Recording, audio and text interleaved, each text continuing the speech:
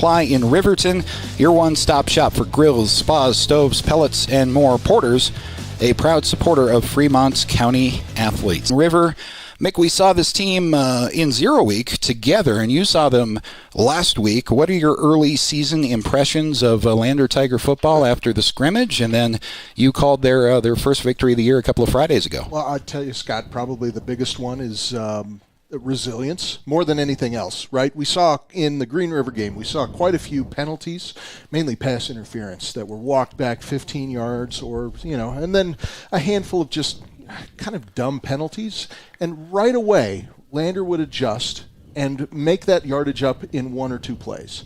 I'll tell you, that type of tough mental mindset is hard to teach and probably way fun to coach. These are experienced Lander Tigers with head coach Jim Burton, homecoming of sorts for him, as we'll get into throughout the broadcast.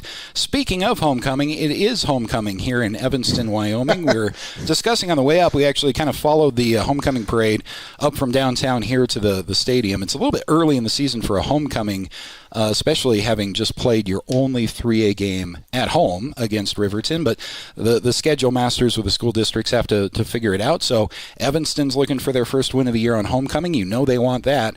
Lander's looking to try to spoil it here tonight. Oh, man. And 71 degrees at this point right now, Scott, out on the field. And interestingly, in the next hour, there's a 30... In their first 2 games, they've got their game plan offensively pretty much down. Defense has carried over and improved on this year with head coach Jim Burton's kind of signature 3-4 defensive look. So probably the last thing that the Tigers want is any kind of X factor, but that's why you play the game. And homecoming football on the road can be difficult. Well, let me ask you, Scott, because in that Green River game, defense there were points in time where it was really difficult for the Tigers to adjust against the Wolves' change in offense. I mean, when they went in motion, it seemed like Lander had a really rough change in offense. I mean, when they went in motion, it seemed like Lander had a really rough time adjusting to that movement.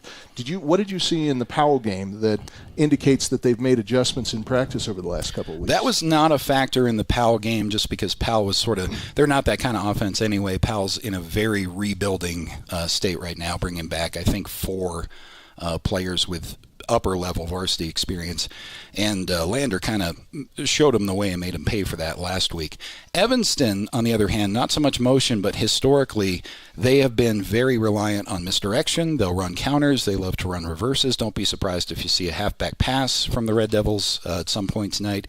So on that sense, and I'm sure head coach Jim Burton, knowing this team well and having looked at film over Evanston's 3 games to this point, has prepared his team. But it is every week, but it is a little bit of a different challenge you have to guard against. We scored as the Tigers on the first offensive play of the game last Friday night in a blowout victory. So you want that momentum to carry over, but not in a lethargical kind of a way, not in a way where you're complacent getting off the bus. Right. Well, and I guess, as we think about all of that,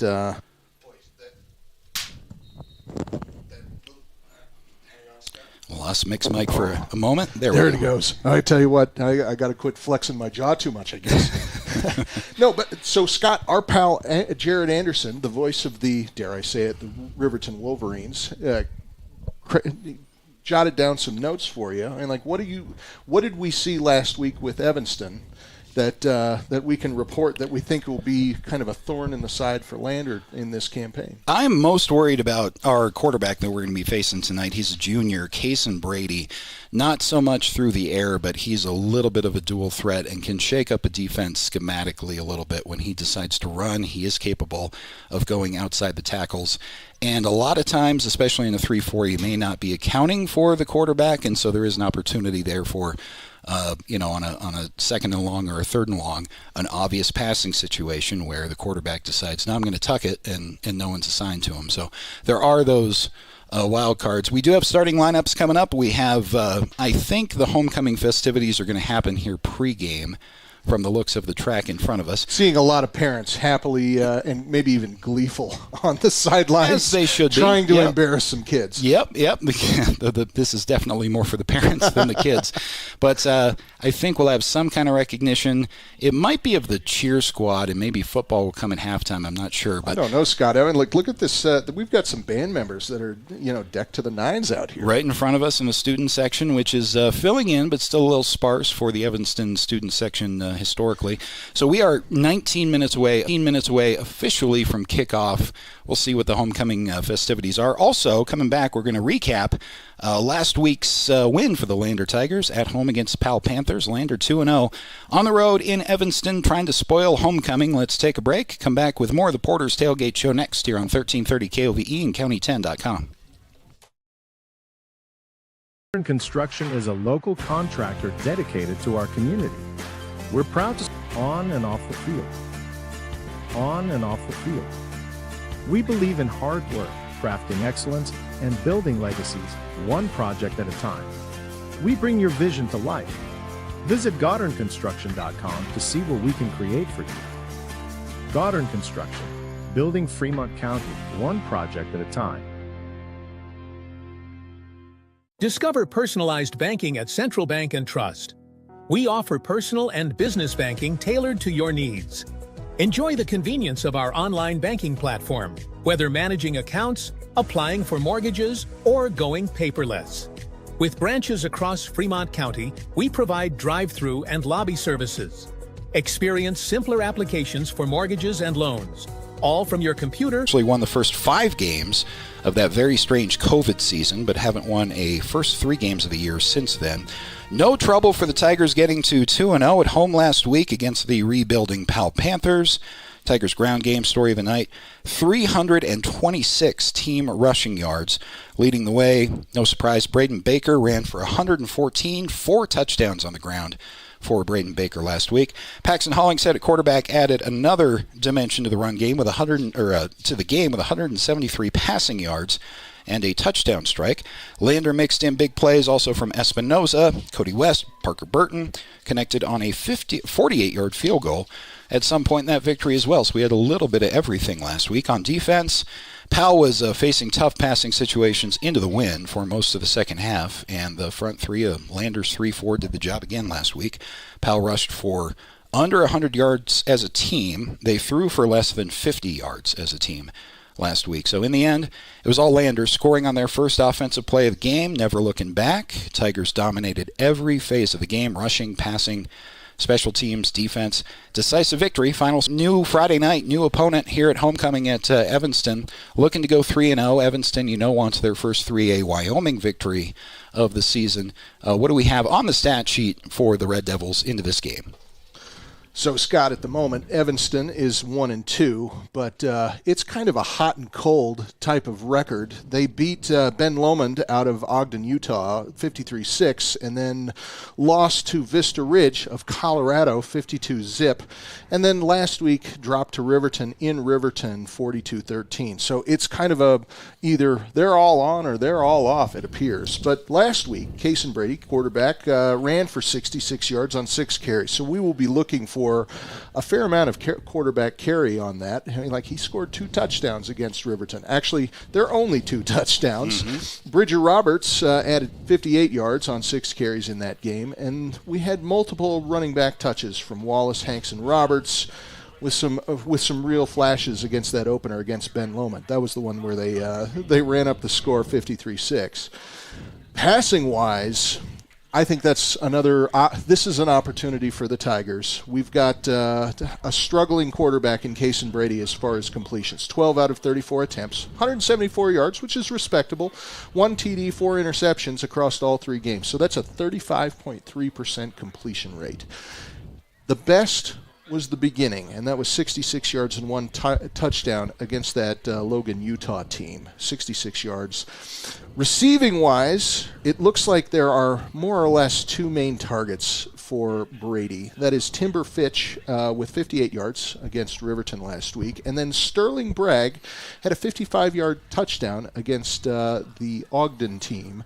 The Logan team out of Utah in that first week. Those are probably going to be your key targets this week, Scott, for the Red Devils. And then, the real trick here is its flashes of greatness followed by long stretches of dare I say it, mediocrity. I don't know. Yeah, like, can you even say that? And like, it's just, here's the thing though, Scott, as we look at this roster for the Red Devils. So just for comparison, Lander has a roster of 34 suited up. On the other hand, the Red Devils are suiting 56, 15 seniors, 24 juniors, 17 sophomores. So I think right now, and like the name of the game for Evanston is figuring out which players fit in which slots to make this system work. I think if I had to guess, just as a diagnostician, and I'm not, but if I were, I would say right now, Evanston, this is the last game in Wyoming high school football where you are playing non-conference teams. Right. After this week, we're into conference play. So it's not to say that this doesn't count, but this is more of a tiebreaker type of game at some point later. And we were joking about that. What are there, 12 different contingencies for tiebreakers? There are like 9. And we were thinking, number 8 is, Indian leg wrestling with the punters. I really do think the last one is a coin toss still to this day. Still at Ghost Town. So, at any rate. Yeah, you're right. This not only matters for the standings, even though you're outside of your conference in 3A, it matters for momentum because you're going to start conference play. It matters a lot for Evanston for momentum heading into the rest of their 3A conference schedule. So, yeah, absolutely. And that stat line to me, having not seen more than a little bit, half a game of Evanston football this season, 2 things to keep in mind. Evanston is always pesky. They're always difficult at home. They find a way to keep the game close against comparable opponents. Well, and Scott, if you've got 56 guys suited up, everyone is hungry for some time on the ball. And as you pointed out, most of them are juniors. Yeah, this is a team on the ascent. Yeah. Whereas in Lander, just comparatively, states, there are a lot more schools in these states than there are in Wyoming, obviously. So you never quite know what you're going to get, and it's also very hard to coach and scout against these teams because how good is this team from Colorado versus the team from Utah? But now everybody knows everybody. These kids have played against each other for the entirety of their middle school usually and high school careers. Very familiar with one another. Guarantee players from both teams remember this matchup from last year, which came down to a 1-point victory in Lander for the Tigers. I would point to that moment as kind of the moment that the Tigers turned their season around and convinced themselves that they were a team that could play with the rest of 3A. So that's a memory that both of these teams are going to remember, a 1-point victory in Lander for the Tigers last year.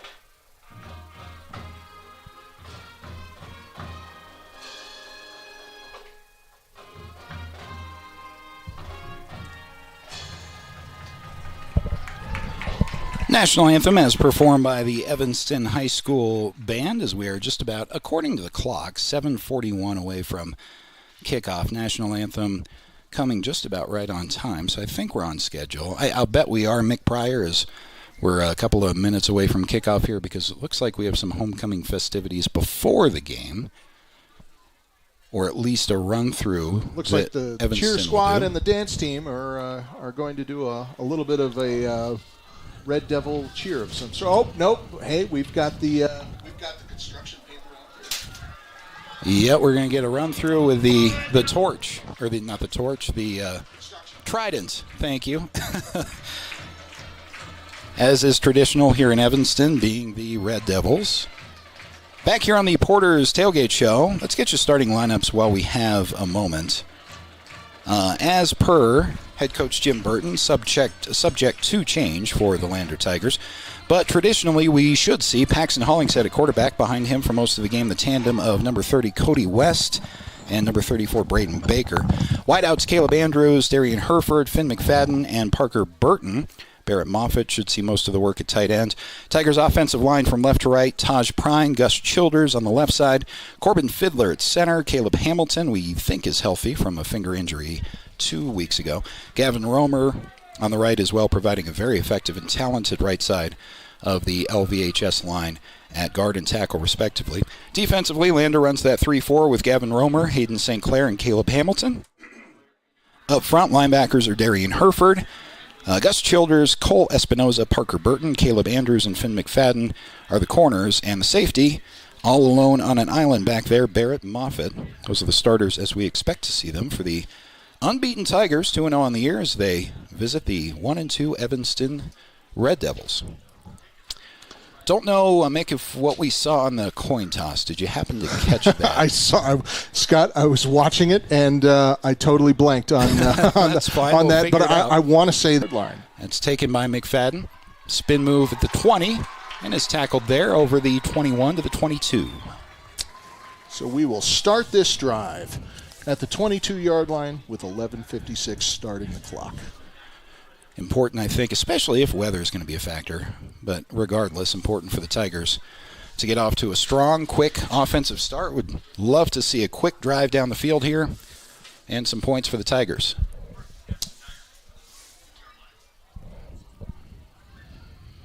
So Lander taking a very nice and taking a little bit of time at the huddle and setting up with a, what are we at, Scott, a 4-3 on the defense? It is against Evanston's, actually a 3-4 there, with Hollingshead. Designed rollout to his left from the shotgun. Throws, left side, Finn McFadden just out of his reach at about the 45-yard line. Tough throw for Hollingshead, rolling to his left as right-handed quarterback. Had McFadden up the sideline, just a foot too far for his star receiver. Boy, there was not a whole lot of coverage on that play, Scott. And they were shifting sides, but had McFadden received that ball, I think we probably would have gotten at least 15 more yards out of it just on the adjustment. It'll be 2nd and 10 now for the Tigers, following the incompletion. They have 3 eligibles to the right side. Cody West is attached left. It is Braden Baker to Hollingshead's left. Hollingshead from the shotgun. Pitch out to Baker. Baker makes one miss with a stiff arm, drops a couple of tackles, falls forward to the 32, good for 13 and a Tigers first down.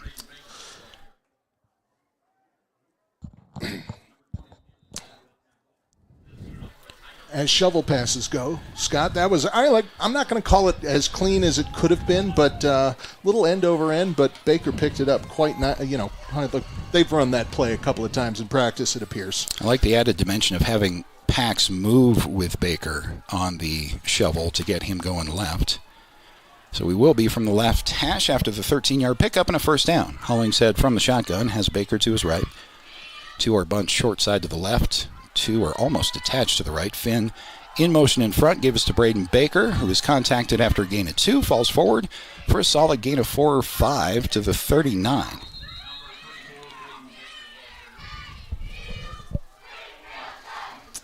So that'll put us at 2nd and, what are we going to call that, Scott? About 5. 2nd and 5.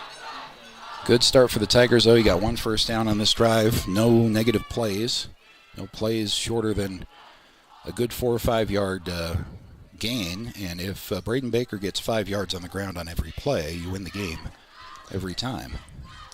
So Evanston playing with 1 safety, about 10 yards off of the line of scrimmage. Hollingshead's in the gun with Baker to his right on 2nd and 5. Evanston shows blitz. It's picked up initially by the Tigers, but the pressure gets to Pax in the backfield. This is going to be a good loss of 7 all the way back to the 34, 33-yard line. It's going to bring up a 3rd and long for the Tigers. That was some good awareness on Hollingshead's part, but quite frankly, he just didn't have anybody downriver to make a chuck to.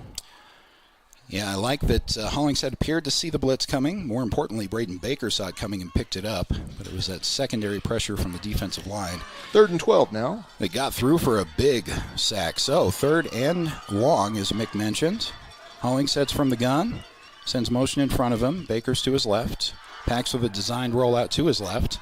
Looking downfield, it's that same play down the middle of the field and off the hands. See who that was. That was Caleb Andrews, I think, wearing number 82, not 83, so we can make that roster note. Caleb Andrews, secondary read on that play. Off his fingertips, incomplete. Lander presumably is going to have to punt.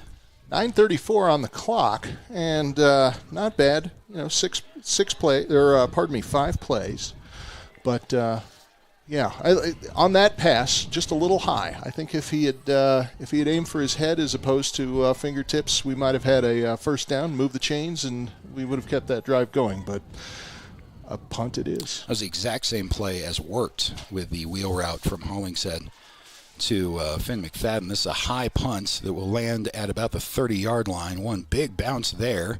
Evanston's going to wisely let it go. It's rolled down inside the 20 to about the 15-yard line. So good punt. Actually be a net punt of 48 yards, I believe. And so Evanston's going to start their first offensive drive backed up inside their own 20. That was some favorable lander roll on that ball. It was a skied punt, and it took a 15-foot bounce in the air, straight up in the air. Gave Lander's punt cover, time to get down there. We're going to call that the 19-yard line, Scott? It will be 1st and 10 for the Red Devils from the 19-yard line. They'll start from the shotgun on 1st and 10.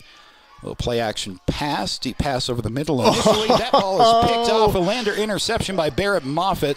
Playing center field, pulled that one in.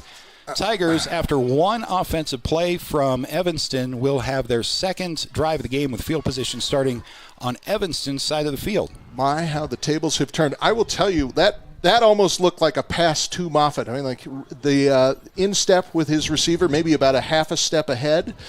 Great coverage, great situational awareness, not playing the man, playing the ball. The scouting report on Evanston's quarterback, Cason Brady, was if you can get him throwing, you're probably in good shape, especially over after one play. So 1st and 10 for the Tigers from the 48 of the Red Devils. 9:12 on the clock. Hollingshead with a play fake, dancing in the backfield. Positive play, avoids a sack, but will fall forward after scrambling up the middle for only about a yard.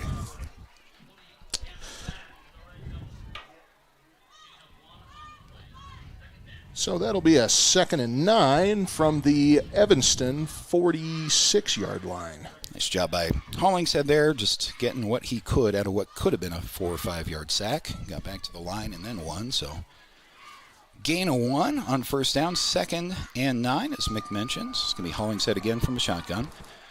Has a 2-receiver set, short side to the spot to be in. Slightly better than the spot we found ourselves in last time, but spot to be in. Slightly better than the spot we found ourselves in last time, but we shall see, Scott. I like Evanston. So this is setting up on the left hash mark with a fairly crowded Evanston defense within 5 yards of the line of scrimmage. They're not really spreading out, but neither are the Tigers. They're going for it. Hollingshead under center, Wishbone behind him. There's a turn and pitch to Braden Baker. Has to kick out right tackle. He does have the first down to the 35, down to the 31. Oh, I tell you, Scott, 2 men to go and he would have had it. But what a turn up field on that play for Brendan Baker. He's not afraid to take that little weave outside, which is dangerous, especially on a 4th down situation. But he's confident enough, speedy enough, strong enough to where he knows he can run somebody over on the downslope there. And that's exactly what happened for the Tigers. So 4th down gamble works. Lander with a first down. It's technically going to be down at the 32-yard line for 1st and 10. Tigers break the huddle with Hollingshead from the shotgun. Has Baker still in the game to his left. 2 wide side to the left to attached right. This will be a play action to Baker. Throw to Finn McFadden in the flat. Finn with some space to the 25-20. Finn cuts back to the 15. Makes another Red Devil miss down to about the 10-yard line. That is solid persistence, Scott, in trying to push downfield to get those extra yards. Not worried about getting pushed out of bounds, just trying to get those extra yards. And that puts them into not just into the red zone, but boy, oh boy. We have 1st and 10, but realistically 2 yards beyond that, and we're in end zone territory. It's at the 12. So, yes, it will be technically 1st and 10, but Tigers in good shape after another first down on this drive. Hollingshead from the shotgun. This is a give to Baker straight up the gut. Inside the 10 is tackled down to the 5, may have gotten to the 4 as he spun it. We're probably trading out some fresh legs as we see 2 substitutions for the Tigers on that, probably actually bringing in the play as well. Evanston has just been a little bit sluggish and is, I think, really trying to play the run more than they are trying to protect the pass. Can't blame them. Braden Baker with 173 yards last week against Powell. It is 2nd down and 6. Flags fly, I think. Yep. A weird angle here in the press box, having to lean out the window. But it will be a offside Evanston penalty, which will give the Tigers a first down. Does that push us into 1st and goal territory, Not Scott? sure. It may be half the distance, actually. Let's see. We were at 2nd and 4 on the 5. Yeah, the wild card here is the line to gain was the 2, so it is half the distance, and it will be 2nd down and about a yard. Braden Baker time, as Hollingshead is under center. It is a give to Baker. 2-yard line, 1. Lander Tiger touchdown. Braden Baker in from, I think, 3 yards out for the Tigers' first score of the game. Lander on the board first here on the road in Evanston. 4 minutes, 12 seconds on that drive, Scott, but only took the Tigers 7 plays, a lucky 7, to get into the end zone. Nice to have Braden Baker back like him down there inside the 5. PAT attempt. Seeing a little bit of wind to the right. Hold is good. Snap. Kick is up and through. So the Lander Tigers strike first, taking advantage of an interception on Evanston's first play of the game. 7-0 Lander. Back after this here on 1330 KOVE and County10.com. Myers Gambles is your one-stop shop for furniture, mattresses, and appliances in Lander, Wyoming. We have an unbeatable selection of furniture for your living room, bedroom, and dining room. Plus, we have the latest trends in home furnishings. Our mattresses are comfortable and affordable, and our appliances are built to last. Whether you're looking for a new TV, sofa, or refrigerator, we have the perfect finish, style, and function for your home.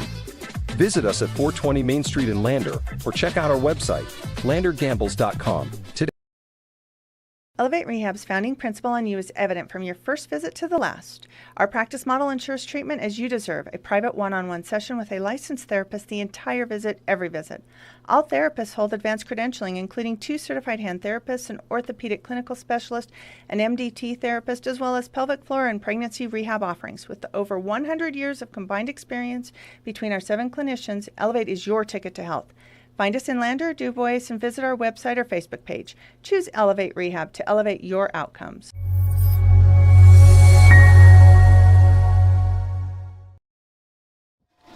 Seven 0 Tigers as the Lander Valley Tigers strike first. They'll have to kick it away to Evanston out of the back of the end zone. After I think we officially or unofficially called that a 3-yard Braden Baker touchdown run. That's some good intent on a defensive line like Landers, where I see now 4 up there up front as Cody West joins the party. It is Brady who sends motion in front of him from the shotgun, looking to throw, rolling out to his right, in trouble, being pursued, tucks it, and is tackled from behind by Cody West, having gotten just back to the line of scrimmage, and that's about it. That looked like Roy Smith, the sophomore, provided pressure that gave us that tackle. So excellent enthusiasm by that Tiger defense to just kind of hustle up that quarterback and force the misstep. I think the basic game plan, as Evanston takes a long huddle now, is to make the quarterback beat you. Pressure him, stuff play. Yeah, and you design that play for that reason. Like you have option shallow and you have option deeper. And you do have to pick one for that play to work. 4th and 11 play. Yeah, and you design that play for that reason. Like you have option shallow and you have option deeper. And you do have to pick one for that play to work. 4th and 11 now on with 3:27 to go. Couple of Tigers back deep to receive, including Finn McFadden, who's a little bit deeper. Whistles at the snap of the punt. This looks to be an Evanston false start. It will be, and so 4th and 11 becomes 4th and 16. I think I think the Tigers have arrived and are living rent-free inside of Evanston's collective mindset at the moment. Well, what they've done that they wanted to do is get off the bus quick. There's no lag. There's no sort of hangover from a big victory last week. Lander, knowing what they wanted to do game plan-wise, and certainly have done that, dominating the first quarter. So it's 3:26 on the scoreboard, and they are going to mark it, what, 1st and 7? Am I reading that right, Scott? 1st and goal from the 6. If it says 7, we'll go there. 1st and goal from the 7. Hollingshead's in the shotgun with Baker to his right. Now sends Baker into the slot left, actually attached left. So empty backfield for Hollingshead, who throws over the middle. The ball's caught for a Lander Tiger touchdown. And that is Finn McFadden coming over from the slot. Easy pitch and catch. Second touchdown in as many offensive plays for the Tigers. Has them up 13. Quick rollout from McFadden and some nice footwork that get kind of working his way through Evanston Red Devil traffic to find that completion. Excellent play calling. Perfect start. A PAT with a good snap, good hold. No wind, as we've mentioned, which is unusual for this part of the state. We'll take advantage of that for a 14-0 lead following the PAT. Back after this, all Tigers so far in the first quarter on the Fremont Chevy scoreboard. Tigers 14, Evanston nothing. Coming back to Evanston after this. Welcome to Bailey Tire Pros, your local tire and auto repair specialists in Riverton and Lander. Say no to endless online tire listings and experience the convenience of local service. With unbeatable prices and top-quality tires, we're here to change the game. Quality service and expert staff ensure you always get the right fit for your car. Choose local. Choose Bailey Tire Pros, where your satisfaction hits the road. Welcome to Haskell Furniture and Flooring in Riverton. Discover a huge variety of top brands like Ashley, Tempur-Pedic, Serta, Lazy Boy, and more. Our showroom is filled with stylish and comfortable furniture for every room. Come visit us at 2210 North Federal and transform your home today. Explore the exceptional quality and unbeatable prices we offer. Visit HaskellFurnitureandFlooring.com to learn more. Haskell Furniture and Flooring. Best prices, better service. Following the Lander Tiger touchdown, a kick out of the back of the end zone to the Evanston Red Devils, so we have a touchback. Evanston again starting from the 20. Mick Pryor, as good as you can start this game for LVHS right now. Oh, my word, Scott. Momentum, and the Tigers own it right now. Evanston just can't seem to get anything on track. That first set of downs, an interception right out of the gate. They got 5 more plays in their second stand, but didn't make it much past the 16-yard line, which turned into quickly 2 Tiger touchdowns. Evanston starting this drive, 1st and 10. Brady is under center for the Tigers, or for the Red Devils, excuse me. This is a give right up the middle to, I think that was Braden Wallace, the senior, with a carry. Nice run, good movement of the legs after initial contact. That's a good gain of 8. One of the more positive plays for the Red Devils so far here in the first quarter. That, Scott, was the first, I would say, real play that Evanston has pulled off in this game, sadly. But that's more a credit to Lander's defense, I think, than necessarily any deficiency on Evanston's part. Lander definitely has, for the moment, Evanston's offense right where they want him, but a nice run there by Wallace. Second and one coming up as Brady is under center. He'll turn and give to the fullback. Nice quick give right up the middle. Falling ahead is Braxton Hanks. Has enough for the first down after a gain of 2, maybe 3. So productive drive so far for Evanston. They're moving the chains. First things first. It almost looks like, Scott, they went back to basics. It's just block, tackle, block, run, block, run. I would be willing to bet that we see that for at least 3 or 4 more plays straight before and it's working so far. Nutty. 2 plays and a first down. So it is Brady under center, straight eye behind him once again. Starting from the 32 now. Long snap count as he eyes the defense. Turn and a handoff. Met in the backfield and brought down is Braden Wallace right there for the Lander Tigers. See who that was. Coming in for Lander. That's Cole Espinoza, who's coming in from the will linebacker position. So that's going to set us up for a 2nd and 15 on on that play. Trying a long handoff to the left, and Espinoza was having none of that. So 2nd down again and long under center. This time is Brady. Brady with the eye behind him. It's a pitch to his left, off left tackle. Positive gain for about 5, maybe 6 as he falls forward in front of the Lander sideline to about the 34-yard line. Nice little run there from Braden Wallace once again. Solid running there, Scott, on that eye. That was a pitch back to the fullback, so that halfback got a decent hit on that cornerback to get a little bit more yardage for Evanston. So we're now sitting at 3rd and 8. 3rd and more manageable now as the sequence started. Under a minute on the first quarter clock. And so this time you're going to have, Kaysen's under center again with the I formation right behind him. Kaysen Brady, Evanston quarterback. 7-step drop, screen pass right up the middle. It is off of the hands of Timber Fitch, who has a legal hit, I will add, delivered to him as he tipped the ball before he was hit. But, yeah, he was exposed and defenseless over the middle. He had touched the ball, so that's you can hit him. But Lander making him pay on a failed screen pass. I tell you, Scott, that screen pass. Devils, after a gain of 2 or 3 up to the go 37. With a gain of 2. So that's the second play we've seen Hollingshead take the carry. And, Scott, as I look at how I think right now we're just testing how proficient Evanston is on the adjustment. Yeah, and test him on those edges, too, having a play fake on that run, make him think pass, and then Pax tucking the ball and running is one more thing you have to worry about. We have a 3rd and 4 following the Hollingshead gain. This will be Pax with Baker to his left. Give this to Braden Baker. Bit of a hole. Watch out. Here he goes. 45-50. Baker 40. One man 30, to beat. 1 man 20. To beat. Braden Baker is gone on a 63-yard Lander Tiger touchdown.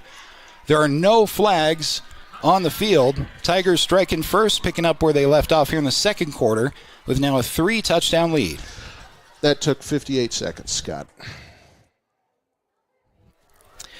He is big, he is fast, he is a quick threat for the Lander Tigers, is Braden Baker. 173, I think the number was, yards on the ground against Powell last week, adding to his season total with another 60. With that 6-yard gain to the 31-yard line. And, Scott, as I watch what's going on inside of the Lander secondary, I'm watching a lot of eyes on that ball and a lot of heads-up defense from these Tigers. Evanston quarterback Brady with motion in front of him. This is a give right up the middle, well read, but near a first down after a gain of 4. I think they may give it to him. They will. That will be an Evanston first down on the pickup by Braxton Hanks for the Red Devils. He just got it. That was a perfect 4-yard, only their 4th drive. Each one kind of ending in a little bit of heartbreak for the Red Devils. Brady is under center with a straight I formation behind him. Give us to the tailback. Nice job by the offensive line, but quickly converged on by the Tigers' front 3. Falling forward for about a gain of 5 is Braden Wallace for Evanston. So that'll put him at 2nd and 5 with that 1st and 10 to convert. So 2nd and 5 now from, what are we spotting that at? 40-yard line. A couple of good run plays from Evanston. Just hasn't been consistent enough on the ground for the Red Devils. See what they want to do on 2nd and 5. I don't think you don't want to put it into the air quite yet, Scott. I think you need to get back into a rhythm. Right on cue. Here's a throw out to the flat. So a little bit of a low throw and ultimately dropped out there by the Evanston wide receiver. Haven't seen Sterling Bragg a whole lot in this game. They tried to get him the ball out there in the flat. Had it been complete, the throw was low enough where he was going to the ground anyway for maybe a gain of 1. So no gain on the incompletion. 3rd and 5 coming up. And this is probably why I'm not play calling for the Red Devils, Scott. But just thinking about it from a mindset standpoint, these Red Devils have got to get back into a goal out to the right. What do we have here? Yeah, it's Kaysen Brady off of the play action, falls forward for a second effort first down right carry, and that moves the sticks approaching Lander territory of the Red Devils. Tiger defense. Evanston definitely with some momentum. It's all on the ground. The one pass play was incomplete here on this drive as Brady is under center and has straight eye behind him. Give up to the fullback. Tackled there by maybe 5. I think we're going to have 3rd and short here, though. Scott, they're really starting to. We're seeing all flavors of the rainbow of pass game, but I think this is more confidence building than it is anything else. I'll tell you. With that first interception turnover pass game, but I think this is more confidence building than it is anything else. I'll tell you. With that first interception turnover, I would be very reluctant if I were Evanston. This is working. It's working for the Red Devils right now, and from the same formation all the way down the field as Brady is again with a straight eye behind him. This is a turn and give to the fullback who skips a tackle, then bounces off another. Ball's on the ground, but it's fallen on by the running back who is Braden Wallace.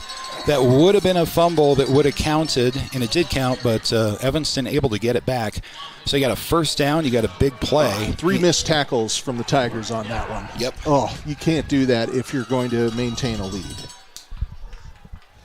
So Evanston knocking on the door a little bit. Lander with a comfortable margin at the moment, but here on homecoming, Red Devils want something to say about that as Brady is under center, straight eye behind him, extra tight end on this formation. Turn give to the running back. He is contacted behind the line. Nice job. Falling forward is Camden Batt for Evanston as he is brought down after a gain of a couple. They'll spot it. They'll call it a gain of 3 on that as far as the scoreboard is concerned. So we'll call it 3 as well. That'll put him at about the 7-yard line? Is that what we're going to spot it at? Looks like it. On second and goal it will be from the 7. Crowd getting into a little bit. Student section here on homecoming right in front of our broadcast vantage point. Second and goal from the 7 as Brady again with a turn to his tailback behind him. Fighting for extra yards is Brandon Wallace. Inside the 5, he is still on his feet fighting near the goal line. Finally marked down just at the 1.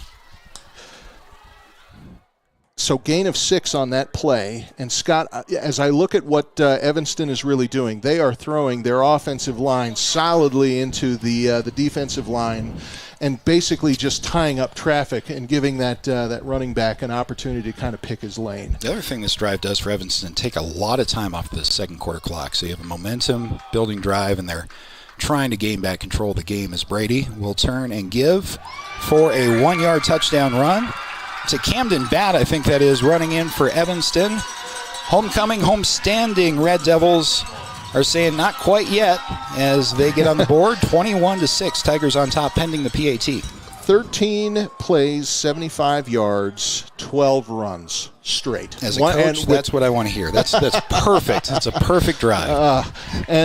We'll call it about 6 minutes to get it all the way from the 25 to the goal line. A lot of football left. Evanston still down by 2 scores as the PAT is up and good, but that's what the doctor ordered for the Red Devils to try to get themselves back in this game. So 21-7 here, and the Lander Tigers on top 21-7 over the Red Devils, but Evanston getting their first score of the game on a touchdown run on their best drive of the game as Finn McFadden has some space on the kickoff return across the 20. Finn is brought down to about the 21-yard line. That's where the Tigers will try to make it, again, a 3-score advantage for the second time this game. But Mick, on that one, that drive by far the best Evanston drive of the game. Oh, my word. And, Scott, after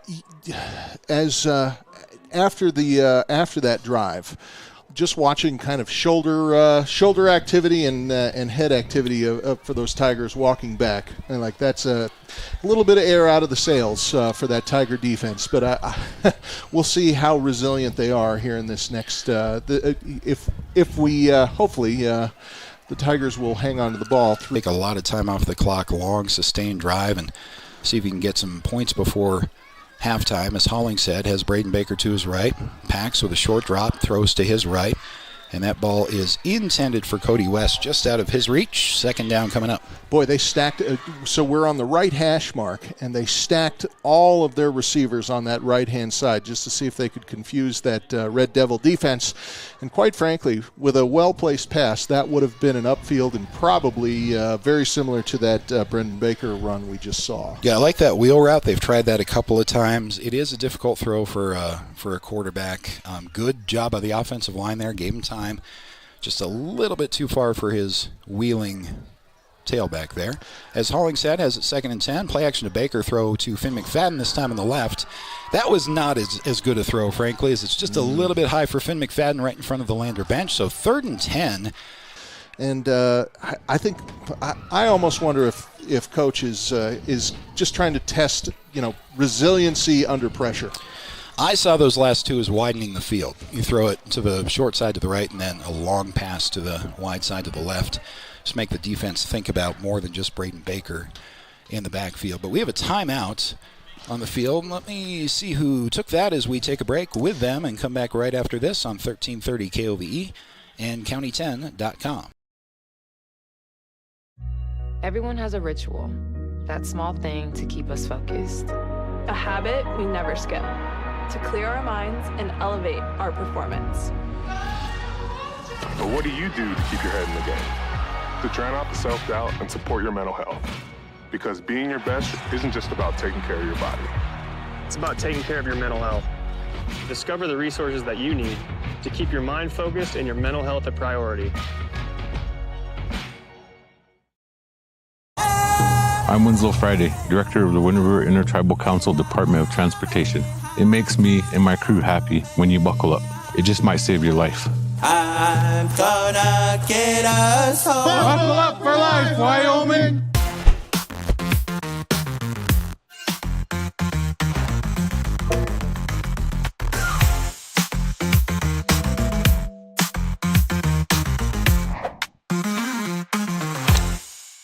From the shotgun, throws a swing out to Braden Baker just off his fingertips and incomplete. So a very quick drive in terms of time off the clock late here in the first half.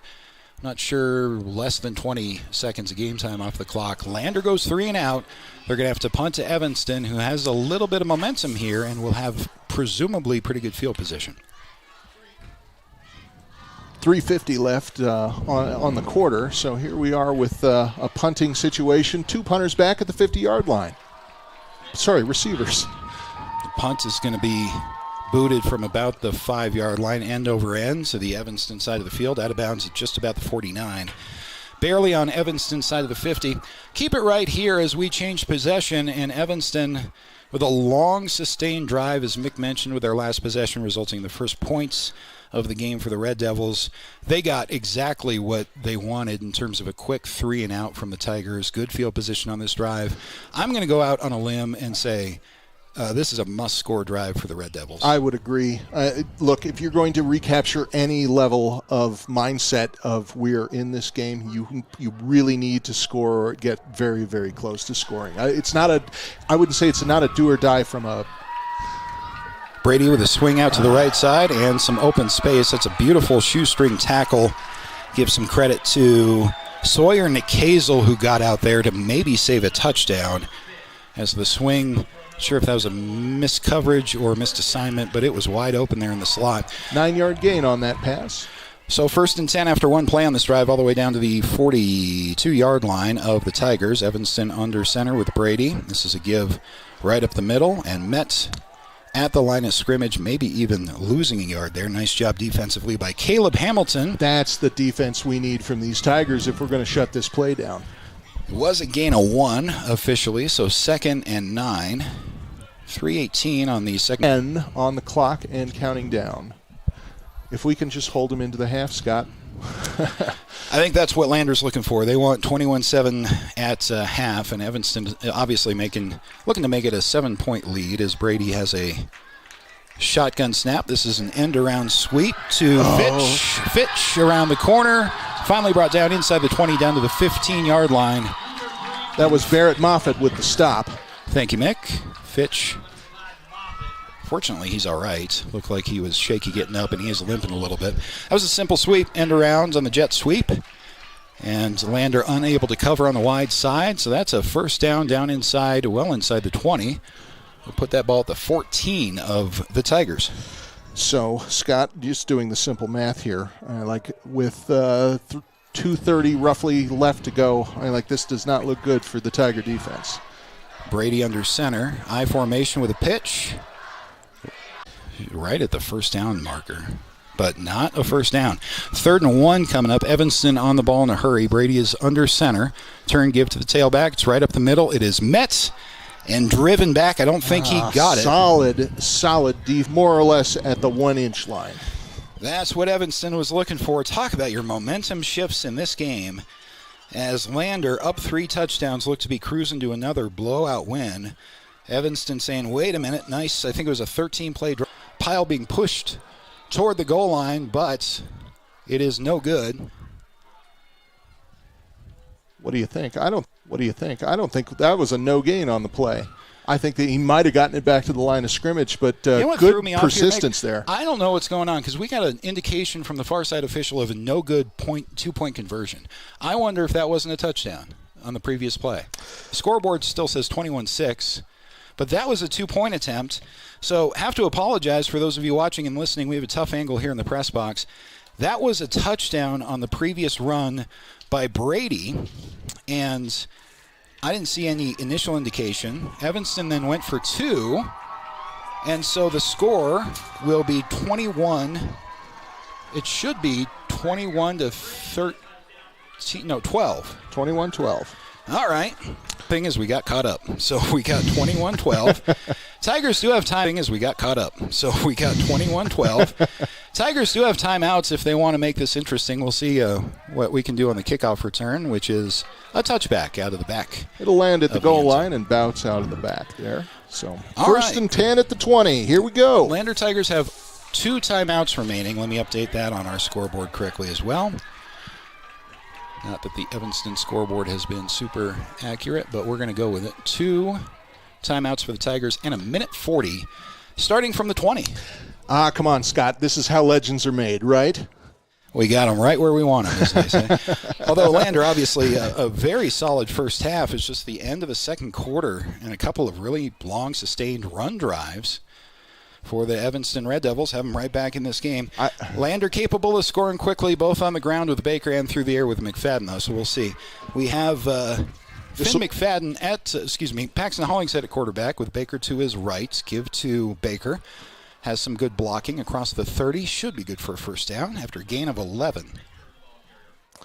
That's a solid run by Brendan Baker, and it almost looks like Lander is going to take a page out of the Evanston playbook and just try to shove it up the nose as far as we can, run-wise. Lander is right back on the ball in a rare hurry-up look for them. They have Hollingshead with a gift to Baker. Baker contacted behind the line of scrimmage, able to fall forward for a gain of 1. 2nd and 9 coming up with a minute 14 remaining in the half. Well, it's between the 31 and 32-yard line, but a minute 14 left. Between the 31 and 32-yard line, but a minute 14 left. And Tigers take it to time. Yeah, this is probably more than anything else. This is a catch-your-breath timeout, Scott. I think that to a degree, with some of those Tigers playing both sides of the ball, you need to give these kids a little bit of a break, at least to regroup, catch their breath, and reframe themselves on this offensive drive. And the way you play call this, I would think, in this situation is that first play, see what happens. If you get X, if you get more than 10, let's say, and the Tigers got 11, then we're going to hurry up and try. And now that the second play of the series didn't go as well for the Tigers, you might rethink it and say 21-12 is pretty good heading into halftime.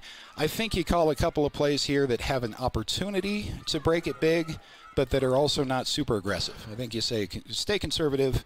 Nice screen maybe to McFadden, receiver screen. Or this is the 6th drive of the game for the Tigers, and quite frankly, they've only had 3 or 4 plays per drive. Hollingshead is going to look to throw with a designed rollout to his right. Still looking downfield. Lobs it for Finn McFadden. Go Finn! Finn to the 30. He is wrapped up at the 25 or 26. And that will stop the clock at 1:04. That is the wheel route that has not worked twice to both Baker and McFadden. They'll start the clock again. We're now ticking down into the 50s, into the 40s here with just 25 yards to go. Tigers are on the ball from the shotgun, as Hollingshead with Braden Baker to his right. This will be a designed run for Paxton Hollingshead. Not sure about that call. Right to the 25. And the clock will stop at 38 seconds remaining as the Tigers have taken their last timeout.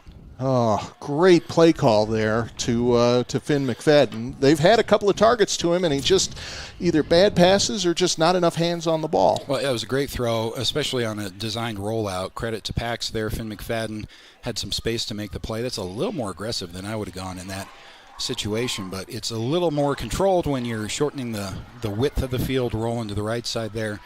Obviously worked very well for the Tigers, so we'll take it. They follow that up with a quarterback sneak that was designed, and that got a gain of 1. Then you take a timeout. So we're out of timeouts with the Tigers. We've burned a minute 2 in this drive so far with 4 plays. So what do you do now, Scott? I've always liked, in this exact situation, a shot at the end zone right away. I think you throw it up to Finn and have him jump and go get it. I think you're right. I think you just try 4 straight shots at the end zone and hope to God you get it on the first one. Advantage there is if it falls incomplete, the clock stops. Yeah. So you have Hollingshead from the shotgun with Baker to his right. Let's locate Finn here on this play as the officials discuss something with the Evanston coaching staff. Finn McFadden, for those of you keeping track, is in the slot left. And I would believe is set to run to that far back left corner of the end zone, right at that pylon there. I'd say let's pay attention to Baker there on the right-hand side, Scott. I mean, like all by himself, and he's got a cornerback who's giving him about 7 yards off the before any contact is likely to be made. Don't know what the conversation was with the Evanston coaching staff. 2nd and 10 now. But the ball's set. So Hollingshead looks over and gets a second read from his bench and is confused about something. We are adjusting the clock. Right now shows 38.4. Evanston's coaches are still in the ear of the head official, the referee. So we'll reset the clock to 45 seconds. All right, that must be the issue that the Evanston bench is having with the clock adjustment, which makes sense. And that will add 7 more seconds, give or take, for Lander on 2nd and 9 to try to convert here from the 25 is where the ball is spotted right now. Plenty of time. Plenty of time, Scott, for a Lander legend to be made. Here we go. Mick called it. Let's see. 2nd and 9 with Hollingshead. And now another stoppage. We're setting the clock. We don't know what is supposed to be on the 49 clock. seconds now. Well, okay. I mean, I'm not complaining. I hope you're not, Scott. I mean, it must have been that the clock was not stopped at the end of the last play. No, there was a brief moment in time between 15.1 on the first half clock. Tigers show a tight formation, double tight ends. There is a wishbone behind Hollingshead. West is back there. Baker's back there. It's a pitch to Braden Baker, who crosses the 10 to the 5, gets out of bounds, most importantly, inside the 5. They'll stop the clock at 9.4 on that run. Let's see where they spot it. A little bit closer. Right at the 4, I want to say. I'll put it at the 5, Scott. It is going to be right on the 5, Mick. 3rd and goal now. With 9.4. Solid clock management on that, and great situational awareness on Baker's part to get that foot stomped onto the out of bounds. Getting out of bounds, especially for a guy like Baker who knows he's just built to run over people, but doing that risks being tackled in bounds. He wisely got out of bounds. 3rd and goal from the 5 for the Tigers. This time they go wide. A couple of receivers wide, 3 trips, wide side left, and now they'll empty the backfield and attach Braden Baker. Hollingshead is alone with a blitz. Throws to his right. That ball is caught in the end zone for a Lander Tiger touchdown. Oh, what a bullet, too. That was a straight overhand strike to Caleb Andrews on the receiving end. Andrews. 5 yards and 5 seconds left on the clock. So the Tigers drive 9 plays in a minute 35. Great hustle. Exactly. Great hustle, great clock management, good individual awareness by the team. Snaps a little high, but corralled, and the PAT is up and good. Lander taking a little bit out of the sails of the Evanston Red Devils, who had a great tail end of the second quarter. A couple of scoring drives there. Lander does what they need to do defensively to get the ball back, and then offensively marching down the field for a score, 28-12. with, again, 5.3 seconds left. That was the most plays we've had in a drive so far, Scott. Was our second drive went 7 plays. This went 9. And certainly that you're not the team that just got scored on twice. But Evanston, it feels like I think they can run the ball on Lander, and that is something that we're going to have to address for the Tigers at halftime. First and foremost, Evanston surging a little bit at the end of the second quarter. Let's come back for the YDOT Buckle Up for Life halftime show right after this here on 1330 KOVE and County10.com. Looking for a trusted partner in your financial journey? At Redden, Kane & Associates, we're more than just CPAs. We're a world-class accounting firm dedicated to providing exceptional service to our clients. From tax management and accounting to estate planning and retirement strategies, our experts provide personalized solutions that help you thrive. Our lasting relationships are based on trust and open communication. Welcome to Hampton Inn & Suites, your home away from home in Riverton. Welcome to Hampton Inn & Suites, your home away from home in Riverton. Enjoy top-notch amenities like our indoor pool, hot tub, and fitness center. Start your day with our Stay connected with free Wi-Fi. Relax in one of our 89 beautifully Stay connected with free Wi-Fi. Relax in one of our 89 beautifully furnished rooms. The Hampton Inn & Suites is proud to support the Riverton Athletics program and being a part of the Riverton High School Booster Club. We want to wish all student athletes the best this coming season and look forward to being a part of your success. Evanston comes back with 2 consecutive touchdown drives. You think they're going to have all the momentum heading into halftime. Lander comes back with the best clock management drive I've seen from them in the last couple of years. Scott, I would tell you, Lander was the victim of their own success in that first quarter. I mean, like an interception right out of the gate, followed by throwing it into the Lander defense. And, to Lander's credit, they were stopping it, but not enough. I mean, they never really got past. I mean, it was first and 10, second and 5, second and 2. And they in that drive yards twice, and it was near the end. Yards twice, and it was near the end. It was stoicism and just I got to make the play kind of mindset, which they were doing, but not enough. Yeah, the initial strategy. The initial strategy of Lander, I think, coming into this game is a first things first, go after the quarterback and contain him. That worked for the first several drives of Evanston's offensive drives of the game.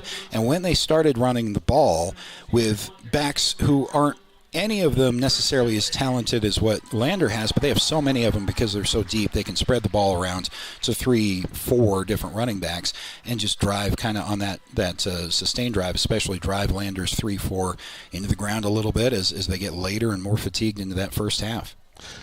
I think you're exactly right on that, Scott. And, again, just going back to that theme, Lander was the victim of their own success early on, in just trying. At FremontChevyGMCRiverton.com. We are Wyoming. Together, let's drive. We are Maven. We focus on the fundamentals, clean, simple designs with the very best modern materials and technologies. We refuse to compromise our mountain town roots to follow the well-worn path to $1. We choose instead to make game-changing gear and use it in the places and pursuits that inspire us every day. We are Maven, a company focused on the design and creation of innovative products for and by the modern outdoorsman. Myers Gambles is your one-stop shop for furniture, mattresses, and appliances in Lander, Wyoming. We have an unbeatable selection of furniture for your living room, bedroom, and dining room. Plus, we have the latest trends in home furnishings. Our mattresses are comfortable and affordable, and our appliances are built to last. Whether you're looking for a new TV, sofa, or refrigerator, we have the perfect finish, style, and function for your home. Visit us at 420 Main Street in Lander, or check out our website, landergambles.com today. Elevate Rehab's founding principle on you is evident from your first visit to the last. Our practice model ensures treatment as you deserve, a private one-on-one session with a licensed therapist the entire visit, every visit.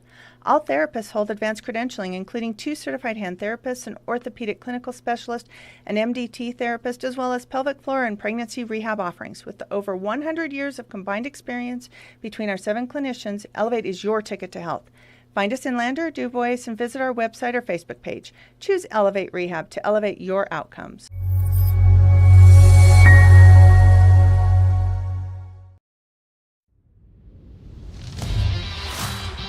Now, more Tiger football on KOVE and County10.com.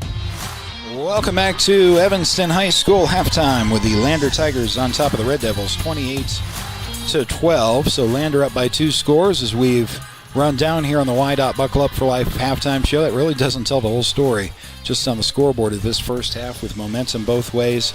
Lander reclaiming some momentum heading into halftime with a late score and a nice long sustained clock management drive. So 28-12, kind of a, you can look at that score and say, I kind of know what it happened in that first half, but it was quite something. A lot of big momentum shifts. Let's do a scoreboard update here. Mick Pryor on the Buckle Up for Life halftime show.